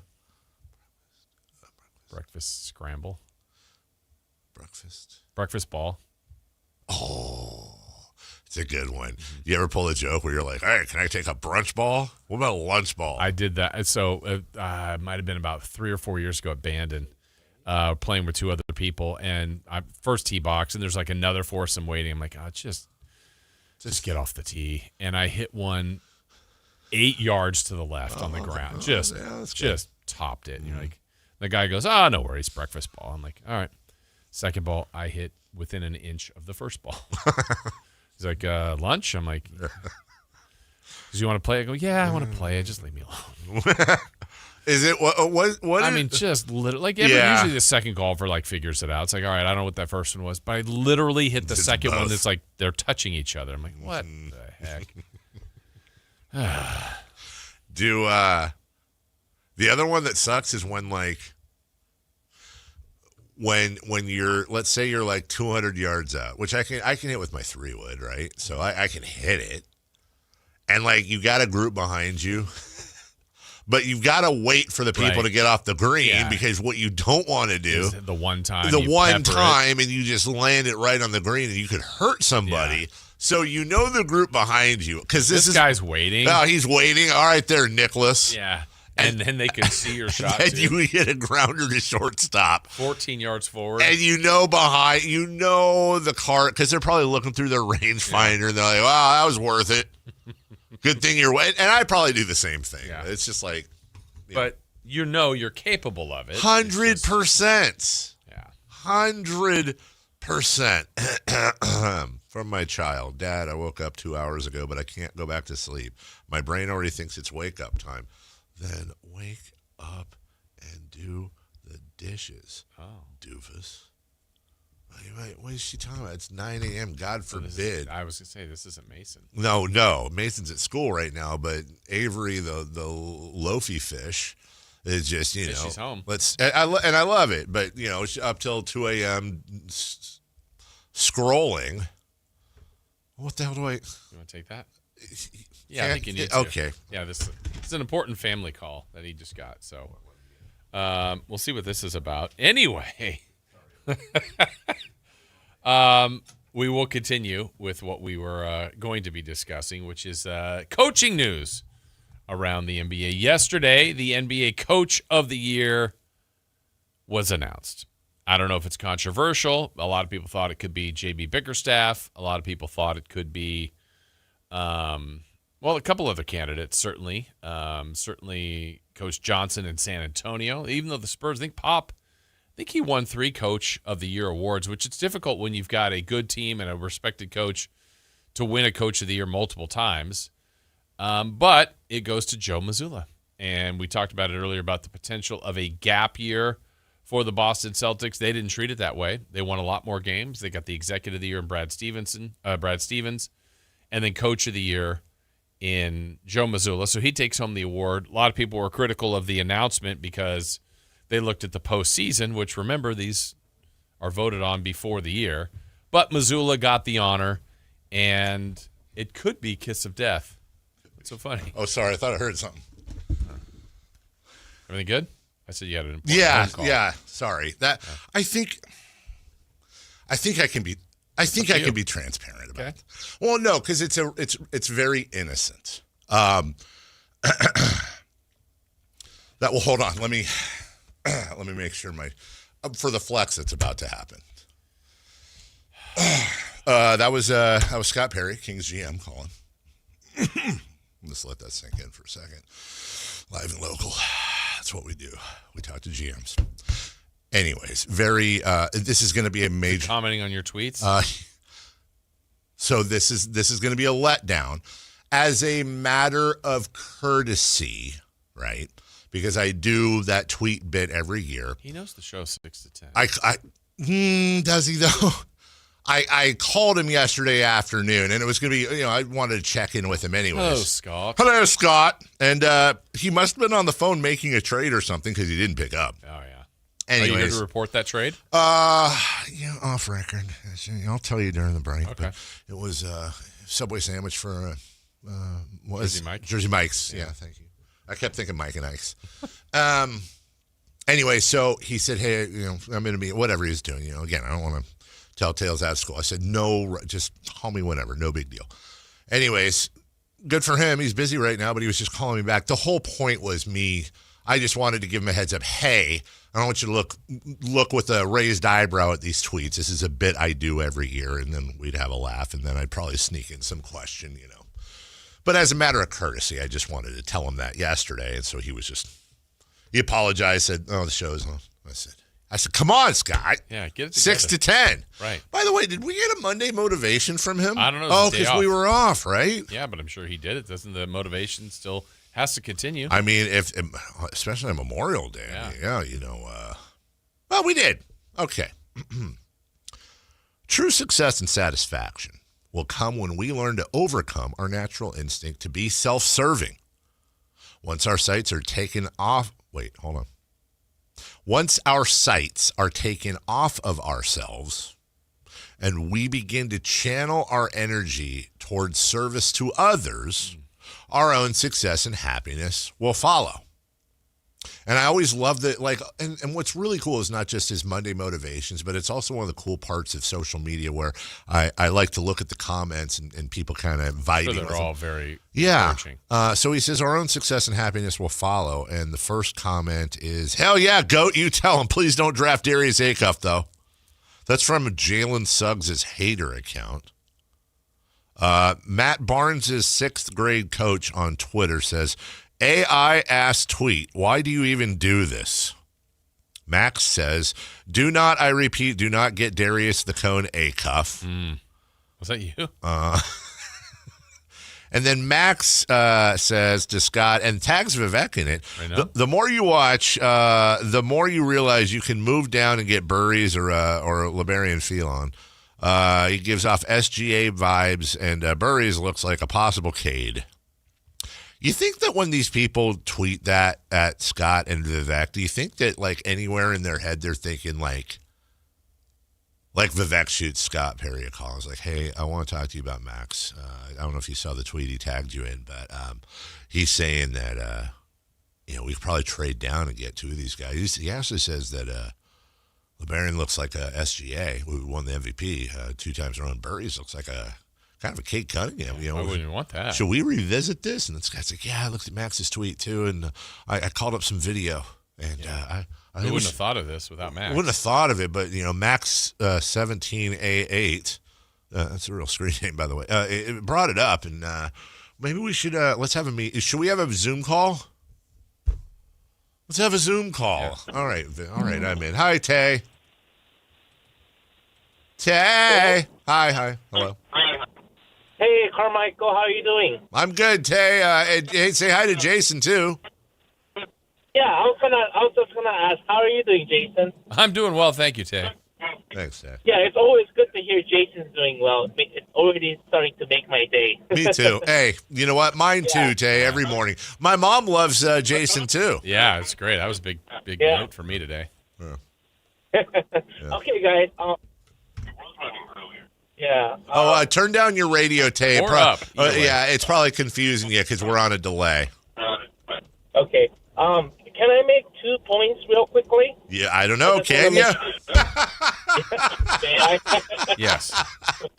Yeah. So. All right. So. Too much. All right. The first point I want to make is I think, looking at these playoffs, I have came to realization that Keegan Murray is clearly a step below three wing defenders like Jaden McDaniels and OG Anunoby. And we can say that I think I can confidently say that Jaden McDaniels and OG Anunoby are better players, and Keegan is getting more money than them. So I know we're beloved with Keegan, but I think this playoffs clearly show that he is a tier below. So we should be very good and willing to part ways with them if the offer is right. Second point is, can the Kings also, do you think we should also consider Ada Imara, the 7'3" Michigan center? I think he has good size, and to me, I think Darius Acuff and Kingston Fleming are clearly a step below Darren Peterson. I think there is a huge gap between Peterson and Acuff and Fleming, meaning that I don't think Acuff Jr. or Fleming are all-star level. So instead of only zoning in point guards, have we considered Ade Mara? I think he will be a good NBA player with size, and obviously to contend with Jokic and Wembanyama, I think having 2 7-footers is a good problem for us to have if we could pair him with Max. Okay, both great points. Thank you for your time. Thank you. Okay. All right. See you, Jason. See you, Tay. Bye, Dave. See you, Tay. Tay's my guy. You brought him in to include me, and he was more than ready to do so. He was, and then when it's time to get off the phone, I think he wanted to talk to me. I do too. I think honestly, you were in the way. I was the buffer. Yeah. And it started out where he greeted me, and I thought, oh well, that let me. That turned out to be the courtesy. That was the courtesy, and then at the end, see you, Jason. Yeah. Click. He was happy to know that I was doing well. I don't think he really cared how Didn't you were ask. doing. Yeah. Well, he did ask. He didn't mean it. You laughed a little bit too much. You think it was too much laugh? I was thought a it patronizing was laugh. no. I was I thought it was a great joke. Yeah, but because he said you doubled down. He said no. He doubled down. Coming up in crosstalk. George. No, because he said. Can I make 2 points? Yeah. Right. And then I said, I don't know. Can you? Yeah, hilarious. Right. But the first laugh, it's like, okay, you put something on it, but then you paused. He laughed some more, and then you went another. Here's what happened. Like when you see a stand-up comedian, he'll tell a joke, and the joke kind of hits at first, and then there's a little bit of a silence, and then the laughter grows because it's sinking in. Yeah. That was such a layered joke I laid out that it made me laugh at first, but then when I really realized the genius behind, I don't know, can you make 2 points? The genius in the layering? Right? That is a layer, like George Carlin, rest in peace, would have used something like that in his stand-up. If he was so lucky. Yeah. It also cracks me up when, and Tay, thank you for the call. Thank you, Tay. I really appreciate it. I mean, kind of thank you. Yeah. It's like, are we considering? I don't know. Are we? It's not. It's like, I'm not. We're not drafting anyone. You just talked to the general manager, allegedly, or is that not real? Maybe it's another Scott Perry. Yeah. Maybe I have my wife in there and I put Scott Perry's contact. What if every contact is with Scott Perry? Then you're like, that's just an excuse for me to walk out. Yeah, I got to take this call. Oh, my God. That's a good bit. Instead of spam risk, change that to, famous people's names. Every call is somebody else. Every single one. Whoa. Every. George Clooney's calling. I don't know why. Every single. Right. And you're just like, hey. Hey. Why is Rob Manfred calling me? That's actually a pretty funny bit. That's if you actually change somebody's phone, would that be a good bit? If what now? If I had your phone, we switched phones for a day, and you went through my contacts, I went through yours, and then we just randomly changed everybody's to a different name. It's like, oh, Dolly Parton's calling. Honestly, wait. Elton John. Is she still with us? Dolly Parton? Yeah. Timothy Chalamet. Oh, you know what? Wasn't it his? Wasn't her sister that gave us the scare a couple months ago? Like Dolly, pray for Dolly or something. Maybe something like that. Yeah, it sounds familiar. I mean, look, I think the Kings should take the best player available. Yeah, I think when Tay was saying, what's the, there's not they don't have to take a point guard. He's right there. I don't know I think the question is, what's the gap between the 4 point guards and Mara. Right? I mean, completely different evaluations. If Mara's the best player, take him. If they think that. It is BPA. Oh, well, you don't want to take two players at the same position. No, You already got Tyrese Halliburton. Oh. I'm going to take that off. Look. Who did you turn? Barack Obama is calling. I didn't even know he had my phone number. Yeah. Well, he should know that he knows the show 6 to 10. I'm going to put him on voice. Look, I just sent Barack Obama to voice. New phone. Who this? I actually kind of the problem is you're going to confuse yourself as to who's calling now if you do that too many times. I think I'm going to put Tiger in. Wouldn't it be fun? Just a mystery, like, ooh. Just you're hanging out with your friends and Tiger Woods. Then you even go a step further and put the picture in. Put my contact photo for Tiger Woods in my phone would be like him doing one of those Tiger fist pumps every time he calls. Excuse me. Queen Latifah's calling. Oh, see, that's actually better because it's not like the Pope or Tiger Woods or whatever. You're doing like not that she's mid-level, but not on that like Paul McCartney, the Pope tier. So it's when you're out to like, you should do it when you're with Taro and Phil Oates. Oh, just to and so then you're at just lunch a and flex. You're like, hey, and whoever you call me. Yes. Like, hey, text me at 3:15. Yes. Or call at 3:15. You got it. And then I'm calling whatever name you put up. Like, oh my gosh, I can't believe you text me. And you're like, hey, I heard you're going to be in D.C. Want to try to get dinner with you at the Colonial Club, or something. And then I'll be like, I don't have to. Oh, Barack's texting me, right? Who did you make Barack? My daughter. Oh. Thank you. Oh, love you. I got to go. Adam Silver's on the. How great would that be? Like you're at a Kings game and you're on the broadcast and you just turn to like G-Man and Douche. Oh, sorry, guys, got to go. Sorry, I gotta take this. What a great bit we just invented. Yeah. Try that on your friends, everybody. Wow, Barack Obama just told me he loved me. But it's weird. But how does that make you feel? Is it LUV space U? Did you tell Barack Obama to do the dishes? Barack, yes, has slept in. Yeah. You're not just gonna flop around my house all freaking summer, you fish. Barack. You floppy fish. And then you do have some famous people. You should change them into like Fred Smith, like Dana White's like Larry. Just Larry. Larry. Yeah. Larry White. By the way, for those of you, okay, sorry, and we'll get back on track here for the final few minutes.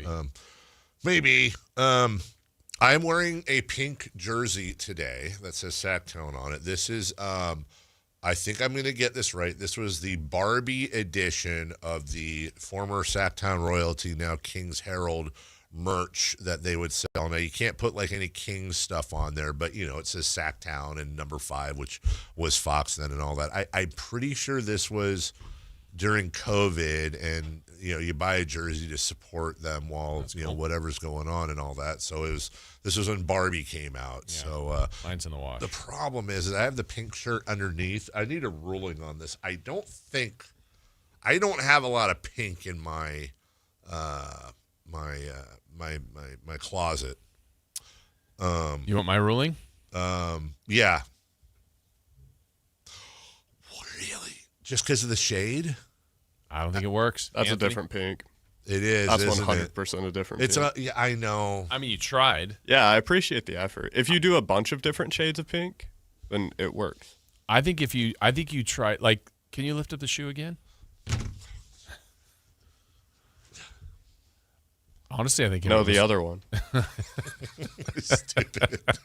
You think? I think if it was all black, it would have been fine. I know you tried to match. But I did.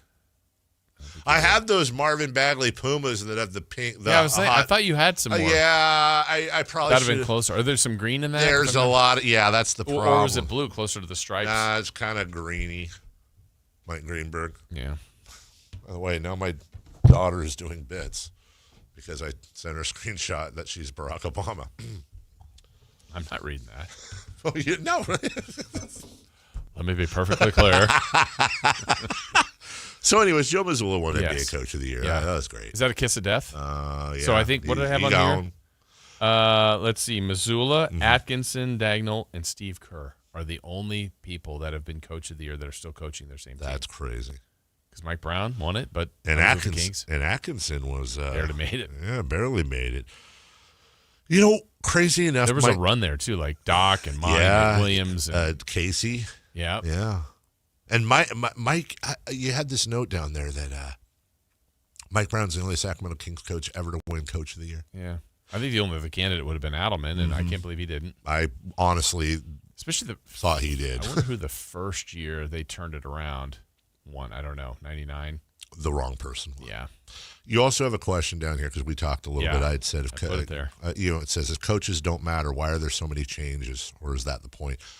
Here's my answer to that. I read this morning before the show, and I've had time to think about it.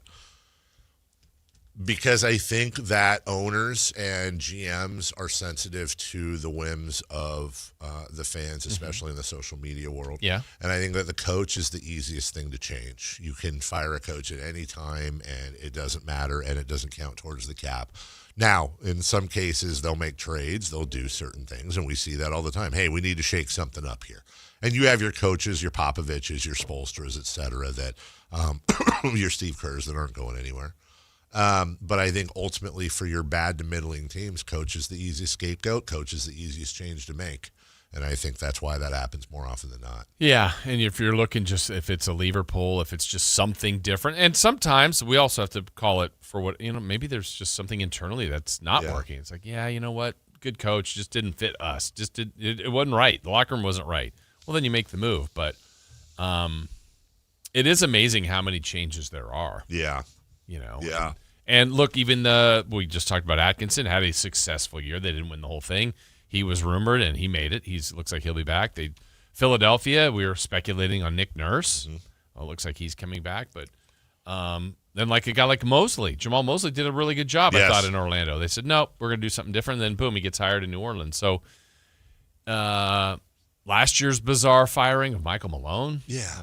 3 games to go or something. Let me ask you a question as we go to break, because I feel like there's a real obvious answer here. The Kings have fired, since they got here in 1985, I think the number is 94 coaches. Give or take. Why? Can you think of an example of a coach that took over and the team immediately started doing better?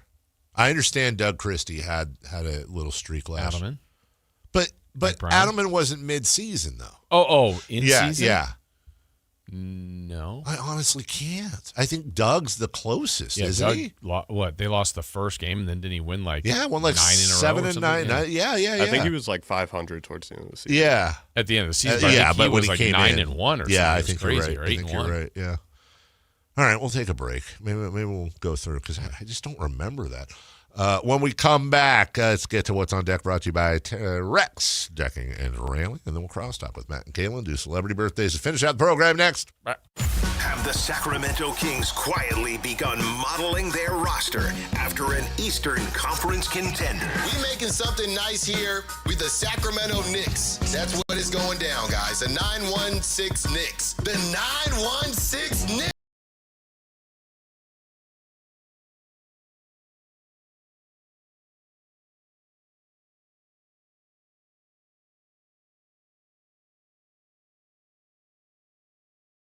For Kings basketball. Sactown Sports 1140.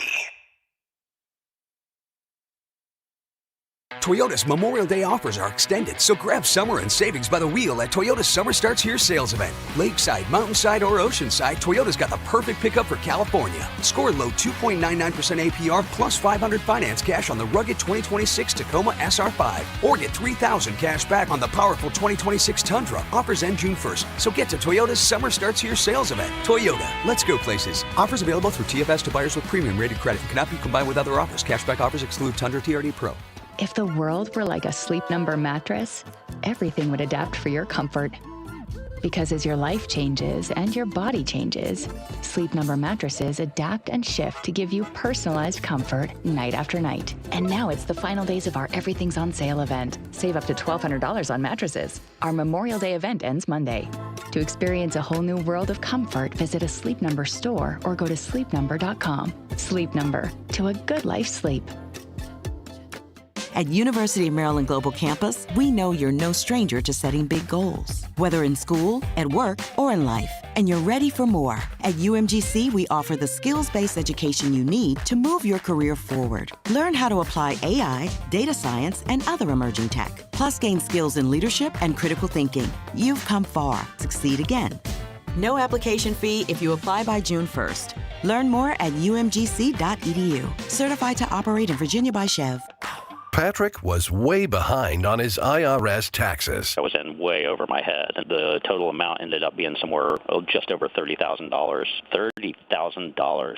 Then the IRS came to collect. Started getting letter after letter. A lien had been filed against me. They were going to basically hang me completely out to dry. He had to do something. That's when I reached out to Optima Tax Relief. Patrick's life quickly got a lot easier. It was very easy, pretty much hands off. They picked up the ball and ran with it. And how'd it go? I couldn't believe it. I had to ask 2 or 3 times. I saved an incredible amount of money. How does Patrick feel about Optima? Couldn't be happier. They definitely helped me. Optima Tax Relief, the best place to call. They're the best in the business. Do what Patrick did and call Optima Tax Relief for a free consultation. Call 800-375-2922. 800-375-2922. 800-375-2922. Optima Tax Relief. Testimonial from an actual client. Some restrictions apply. For complete details, please visit OptimaTaxRelief.com.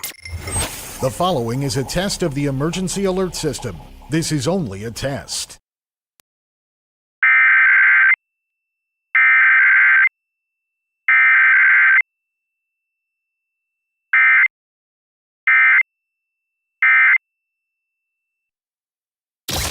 Ladies and gentlemen, this is going to be fun.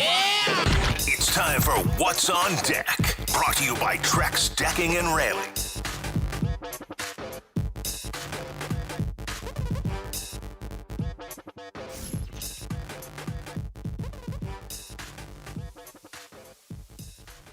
All right, what's on deck? Mariners, A's, day baseball. Jason Ross in attendance. If you see him, ask him for a photo, maybe an autograph. But much like Russell Crowe the other day, I got rules. Yeah, he's got rules. Don't push. Don't be a you-know-what. And the moment you are, he's out. Right. And then he signed away. A lot of people made a big deal out of that. I thought Russell Crowe, he wasn't like, hey, listen, everyone, I get the tone, but he was like, yo, I have no security. He didn't even say this, but did you know no security around him? He's at I think it was a hotel in France or something. He's walking out of the hotel. There's I don't know, they never showed it, but let's say 20, 30 people waiting for autographs with, and by the way, you can always tell when somebody shows up with you see these golf tournaments all the time where they have the auction thing, they show up with a gladiator thing, a poster or whatever that they're going to frame and then they're going to sell it for whatever, they're there to make money off this dude's autograph, whatever, fine. And then he was like, look, okay, everybody stay where you are. Here's how it's going to go down. I'm going to sign, but the moment there's pushing, anyone's a D word, I'm out of here. Got it? Got it. Okay, cool. And then he grabs a Sharpie and he just starts making the round, signs for everybody. And then at one point, some guy's like, hey, could you add Maximus? And he's like, no. And then, why? Maybe he had to catch plane. Maybe if he adds Maximus to this guy, he's got to add Maximus to that guy. And, right. My name is Maximus Decimus Meridius on the planet of, whatever. Just, hey, bro, look, I'm signing your stuff. And I like that. That shows me this guy has dealt with this stuff for a long, long time. Everyone's like, oh, he's so mean. He doesn't appreciate his fans. Well, he did by signing. Autograph or selfie? I personally, an Ussie. I personally would rather have a picture. I think autographs are just impersonal. I think a photograph, first off, I love a photograph because, no one's buying a photograph of me and Barry Bonds on eBay, but maybe they buy a Barry Bonds autographed ball, whatever. Yeah. But once you do that, it completely personalizes it to you. And then secondly, that's like a reminder of the moment you shared with this person, even if it's just for a second. Your own personal memory. Which hopefully you'll have I hope you see something today that's never happened in baseball before. Ooh. Yeah. I hope like you the 2 grand slams in an inning already fake happened. throw to third and back to first that actually works. Yes. Or whatever. What about maybe today somebody hits 5 home runs for the A's today, and you were there. Which would you rather see, a perfect game, a 5 home run day, or 2 grand slams in an inning today? 5 home run days never happened. Okay, That's what I'll pick. I've never been to a perfect game or a no hitter. Certainly never seen anybody hit 2 grand slams in the same inning, which Tatis did, right? Senior. The A's win 14-2, and Nick Kurtz hits 4 home runs, or the Mariners win 8-0, and Fred Thompson throws a perfect game. Easy. 14-2 A's. Really? Yeah, the 4 home runs. But that's happened so many times. So many. Well, he'd be the first person ever to do it twice. That is true. I mean, a perfect game, though. Perfect game's crazy. I would love to see a perfect game. For the other team? For anyone. I would prefer for it to be. But if you ask me, like, if I'm a Giants fan, right? Sort of. If you ask me, you can go to a Giant, and this isn't what I asked you, but if it was like, hey, Giants-Dodgers, okay? I hate the Dodgers. That's where Chris would play. I love L.A., and don't worry about it. Giants win 10-2, and, it was a great game, and the Giants kicked the hell out of the Dodgers, or Roki Sasaki throws a perfect game. I'm taking the perfect game. It sucks it's against my team. It sucks it's the Dodgers, but it's a perfect game. But I get what you're saying, because I said 4 home runs. Yeah. What if it was none of that? Would you rather see the perfect game or the A's win 10-1? And I don't know, maybe Shea Langoliers had 4 RBI. Let's go A's. Let's go A's. Look at you. Bangaliers. True fan. Giants, Diamondbacks. By the way, Jason, we've got dueling day games. Yeah, what is America watching? What is America watching? Are they watching the A's host the Mariners here in Sacramento? Or are they watching the Giants host the Diamondbacks there in San Francisco? Man, it looks like a beautiful day for baseball. Let's check that, Jason. Very comfortable. Let's see out if there, you're the right yard. about that. Let's take a look at Sacramento weather. Who owned that jingle, by the way? Can we have it? Today, 71 degrees. That is fantastic. Sweatshirt on if I need it. Go to a T-shirt underneath. Jason, looks like we're going to get some evening rain. 55% chance of rain starting around 6 p.m. Oh, that's during the golf time. Great time to golf. British Open conditions. Love it. Banded Dunes conditions. Tomorrow, 75 and a 70% chance of rain. And then Friday, 75 degrees and a 50% chance of rain. Next Tuesday, by the way. Give it to me. Wait, I don't know. I have no idea the numbers. I'm going to say it's this. Okay. You're going to say that's 94 degrees. Well, Jason, you would be right if I was talking about next Monday or next Thursday. Next Tuesday is 99. 99. Let's just put it this way. You're already going wrong with the first number. We got our first one. 101. Higher. 3. 102. And can I just say that was a terrible round of guessing by you.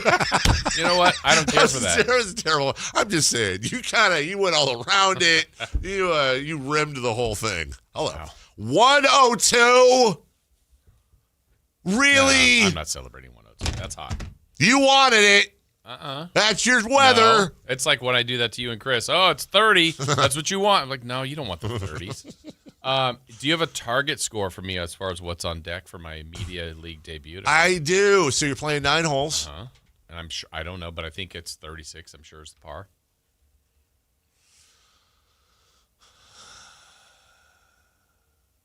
I will say. You're going to say this. Okay, let's see. Oh, it's between one and 2 numbers. Because you're playing it, well, not that you don't, but you're playing it all straight. Yeah. I'll say a 46. Okay. 46, which would extrapolate to a 92. Okay. Say 46. All right. What did you think it was? I thought you were going to guess 44. Oh, 88's really. You know what, though? Here's the problem. You're a better golfer than me. Well, I don't know what I'll shoot. I have no idea. I'm thinking in terms of what IPM you in. Just breaking 100. We'll see. We will see. Finally, I saw this question. Oh yeah, here we go. So Dave is a UFC super fan, OG. What are your thoughts on the UFC fight taking place at the White House? Yeah, UFC is going to have their big White House extravaganza June 15th or whatever. Hey, look, I'm just calling balls and strikes here.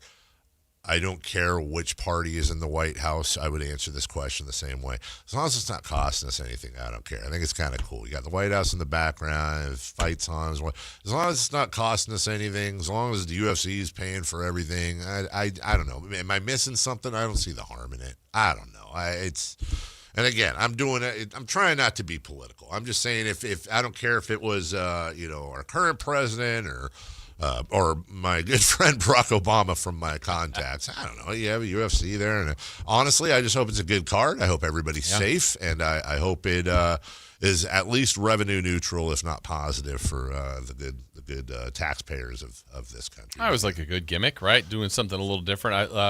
Why not? I don't know if they still have that tournament. Remember the preseason college basketball tournament? On the aircraft carrier. Yeah, that was always kind of cool. I looking. love that. And looks cool. By the way, maybe do a UFC on an aircraft carrier for the troops. I know they've done stuff over there for the troops before. They're very good about that. But Top Gun Maverick too. Yeah, why not? What do you think of beef Wellington? I've had a beef Wellington a couple times. What is it again? So it's like think of like a filet mignon, log, and it's and then you I don't know how to pronounce it. It's like Duxelles. It's something French, but you put this like okay, so you roll out like some puff pastry or whatever, and then you spread Now in a lot of cases, I think the mixture is like it's got like liver or something gross, oysters, something gross in there, and then you roll it. But those are very different. The one that is like it's like a mushrooms mixture that you spread on the puff pastry, and then you put the filet log on there. Gordon Ramsay would love this. And then you roll it up and you bake it, and the whole reveal is when you cut in the middle and you open it up, and it's did you cook it perfectly? And I don't know, man. I don't have an opinion on it. It's fine. If it's in front, I'll eat it. Yeah. It's good. I wouldn't order it. I wouldn't order it.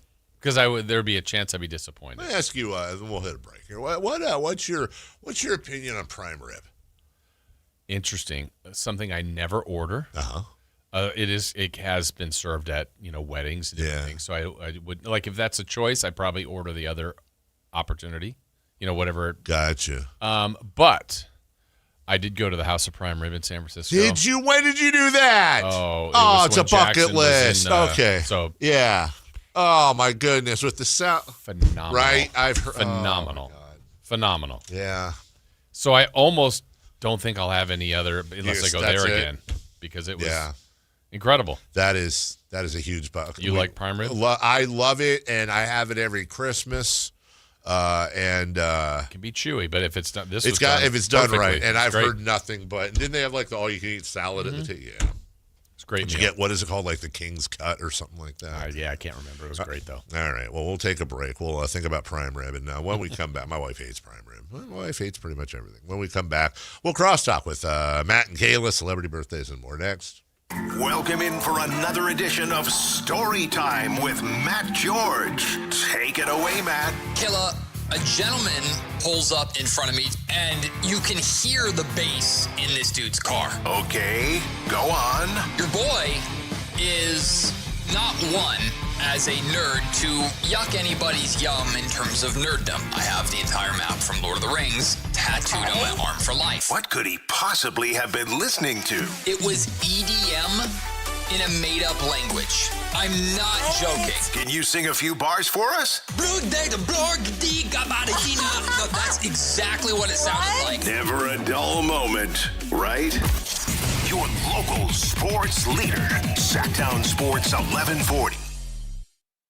Hey there, Jason Ross here to tell you about Jonathan Gonzalez and Gonzalez Law. He's got years of experience that can help you in a time of need. Again, no case is too big or too small, and they offer free and confidential case evaluations, but he is here to help. 916-304-9187, or you can go to saclegaldefense.com. An area that he has specialized in for a lot of people is expungements, something that's on your record that you'd like removed. He can help you with that. Get your rights back, get your life back in order. But maybe you need criminal defense, representation for an auto accident, a wrongful termination case, sexual harassment case, whatever the situation you're in where you feel like you need help. Someone local, someone that's here, someone that's good at their job with years of experience that is here to help you out. Gonzalez Law, Jonathan Gonzalez, saclegaldefense.com, 916-304-9187. Lunch was great, but this traffic is awful. Can we stop at a bathroom? Are you all right? I keep having stomach issues after eating, like diarrhea, gas and bloating, abdominal pain, and sometimes oily stools. Sound familiar? Those stomach issues may actually be a pancreas issue called exocrine pancreatic insufficiency, or EPI. Creon pancrelipase may help manage EPI. Creon is a prescription medicine used to treat people who can't digest food normally because their pancreas doesn't make enough enzymes. Creon may increase your chance of fibrosing colonopathy, a rare bowel disorder. Tell your doctor if you have a history of intestinal blockage or scarring or thickening of your bowel wall, if you are allergic to pork, or if you have gout, kidney problems, or worsening of painful swollen joints. Call your doctor if you have any unusual or severe gastrointestinal symptoms or allergic reactions. Take Creon as directed by your doctor and always with food. Do not chew capsules as this may cause mouth irritation. Other side effects may include blood sugar changes, gas, dizziness, sore throat, and cough. These are not all the side effects of Creon. Call 800-633-9110 or visit creoninfo.com to learn more. That's creoninfo.com. I'm asking my doctor about EPI and if Creon could help. Is the volatility of the stock market driving you crazy? Is your retirement account sinking, yet you're getting older and you're starting to worry about, will I have enough for retirement? What about the money in the bank? These banks pay nothing these days. How do we get growth to get to retirement account? It's simple. Move into gold and silver. Want to know how to do it? Listen to my show, Striking Gold, with me, Kenny Michaels. Looking for a new truck? Looking to save money? At Folsom Chevy, they can help you with both. Get Memorial Day savings now. Every new 2026 Silverado half-ton RST and LT in stock is $12,000 under MSRP. For General Manager Eric Wilson and his team, it starts and stops with you and your experience. Hop on Highway 50, Folsom Chevy, between the Hazel and Folsom exits at the Folsom Auto Mall, or go to folsomchevy.com. From the mountains to the levee, think Folsom Chevy. This is a special alert to all Americans who own a vehicle with less than 200,000 miles with an auto warranty about to expire or with no warranty coverage at all. Due to a decline in the economy, CarShield is announcing a low-cost month-to-month vehicle protection plan that is now available to the public to save any driver out-of-pocket expenses on future auto repairs. Call now to find out how you can pay almost nothing for covered auto repairs. Yes, you heard that correctly. Pay almost nothing for covered auto repairs. An open phone line has been established for all drivers to call for a free quick quote.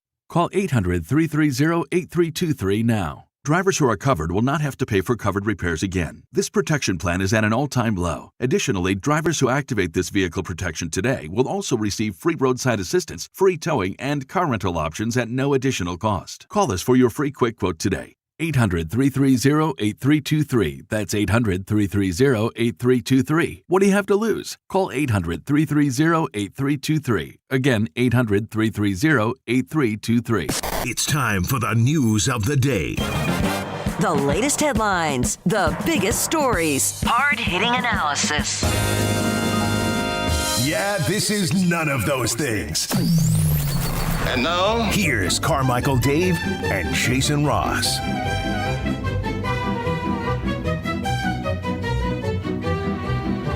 All right.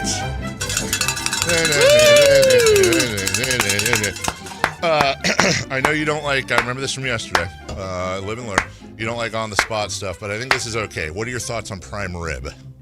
I don't like it. Okay. So my wife is not a prime rib fan. Too, like... Bloody? Yeah, and fatty. thick and fatty. I like fat's flavor, man. I like steak, like certain steak. Do you have a favorite cut? Like a filet or ribeye? Yeah. For sure. By far the best. Yeah. Just like... I'm a New York strip guy, but I understand that filet is easily the most tender. And I get melts it. in your mouth. Yeah. If we're at a restaurant and I'm your waiter and you're ordering, let's say, a filet mignon, how are you ordering it? Medium rare. That's the correct answer. Yeah. That's or meat. We will accept medium. Okay. Jason? I generally say medium well, but I feel like they cook it a little bit less usually because they don't want it to be medium. Yeah, you're right. Then the chef comes out. What are you doing? Yeah, of they the get chef's mad ranch. if you say anything well. They do. Like you get mad at me. Yeah, that's fine. I'd still eat it. Yeah. And Totally. do you put anything on your steak? No, I really don't usually. Yeah, it doesn't eat it if it's cooked properly. Unless there are those certain butters. Sometimes when you go to like a seafood restaurant and you get steak, surf and turf, let's say. Sometimes they do like a garlic butter with the steak or something fancy. Yeah. I'll eat that if it's provided, but I don't do A1 steak sauce or anything. It's got to be a pretty bad steak for me to A1 it. Yeah.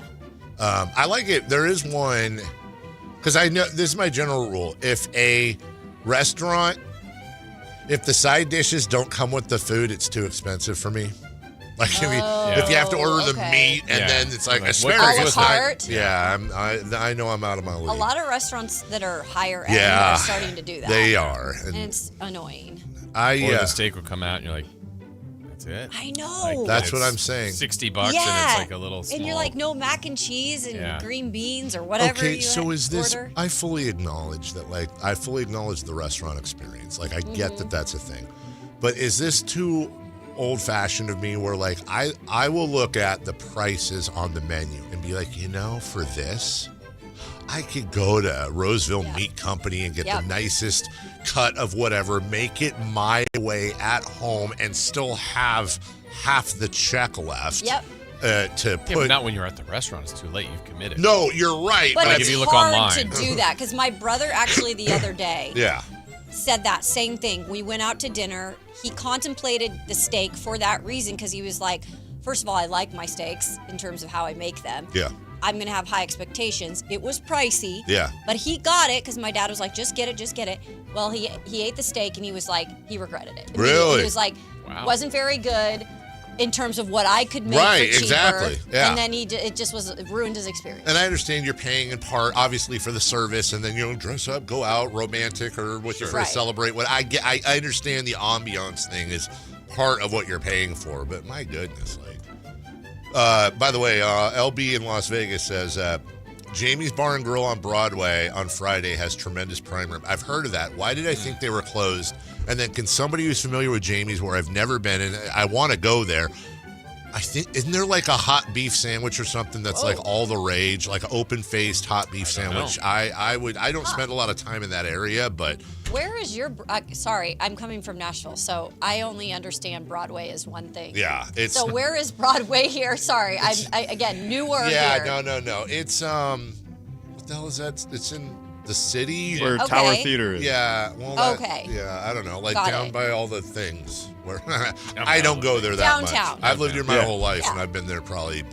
Oh, it's lower than downtown. Yeah. Okay. Like it's, But it's not South Sacramento, right? I think that it's... like the dividing line that a lot of people do. Not to use, people associate with something else, but it's like South Central Sacramento, but I guess. Yeah. It's like lower, it's right below Midtown, but I wouldn't call it the miracle of technology. Speaking of Sacramento, not to somber anything, but I'm going to. In the Michael Jackson movie, I know you guys have not seen it. No. They reference Sacramento. What? But it's not the greatest reference. Oh. But let's just say this. It leads to the Beat It video. Some of the things that had happened during the gang violence. What is the reference? Well, they pretty much are showing the clips on the TV of the news when Michael's watching it and gets this idea to bring the gang members together. And it was like, shooting in Sacramento kills la la la. And I'm like, what? Wait, hold on. A shooting in Sacramento, according to the movie, a shooting in Sacramento was part of the muse for the Beat It video? They use Sacramento specifically as the city. I need more of this. Isn't that crazy? I mean, I'm not trying to make light of there being a shooting, of course, but I would that's a piece of information I'd like to know. Isn't that wild? Did you know that in 1982, the shooting at blah, blah, blah street and was the muse for, it's on Broadway. Yeah, he was obviously watching clips from different news, but that was one of them. All right, see how the orange thing is Jamie's Broadway Grill? Okay, so that's on Broadway. So then that's Sacramento. Okay. So it's, I guess, technically southwestern, central, the orange thing right there. Yeah. About 3 minutes from Riverside Boulevard on okay. Broadway. Gotcha. Anyways, all right, celebrity birthday. So brought to you by Caramel Cookies. Ooh, yeah, I'm craving those. I want to get. I am too. Come on, Chris. Come on, Barbie. Let's go party. She's referencing my Barbie jersey. By the way, I'm in a puffer. When I walked into the studio, it was like 20 degrees, so I'm wearing my puffer. Yeah, jacket. so no, because this thing is either hot or earlier it was steaming in here. It was bad.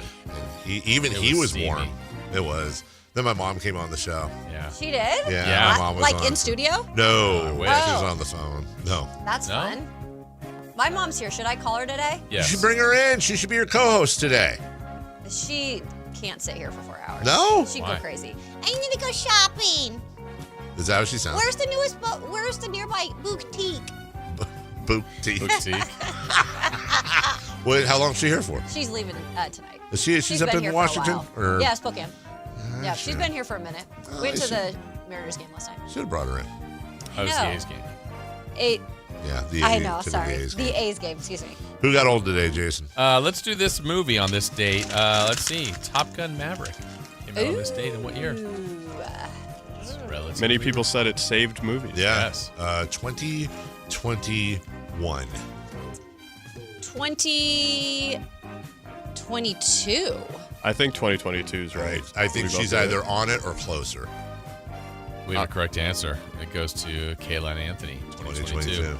Happy birthday to Andre 3000. I love Andre 3000. Well, why don't you marry him? Outcast, baby. He's a little too old. Andre 3K. Did you ever hear the flute stuff he put out? Mhm. It's so good. He's so talented. I like it. I like it. He's talented. I like ambient music. I mean, I faked He's the flute, incredibly talented. I respect him. I'm just laughing at Anthony like, oh man, that's some good flute. It is. Come on, For dude. someone who played the flute Yeah. and never learned it really, I played the appreciate flute it. for a year and no, I did you swear not to know God, either? I knew how to I play hated that Camptown Races. That's it. I think that's what I knew. That's. Other than that, didn't know. Wow, who knew we were flautists? Yeah, That's what they call us. it's all right. Andre 3000's he's like 55. God, I don't want him to be that old. Double nickel. 54. 53. Anthony's closer, 51. Oh, we did date him. Happy birthday to Daniel Jones, quarterback. Daniel Jones and me. Danny Dimes. Daniel Jones is 28. I'm going to go with 28 as well. 27. Dave and Kayla were closest, 29. Okay. Happy birthday to the Big Hurt, Frank Thomas. Frank. And she'll like it too. 53. 54. 55. Anthony's closest, 58. Adam Carolla. Jeez. 62. 64. 65. We have a correct answer because Carmichael Dave, Wow. All right, guys, I'm thinking of going in on a cow. All right. I'm sorry, what? I'm thinking of going in on a cow. We'll talk about that tomorrow. Okay.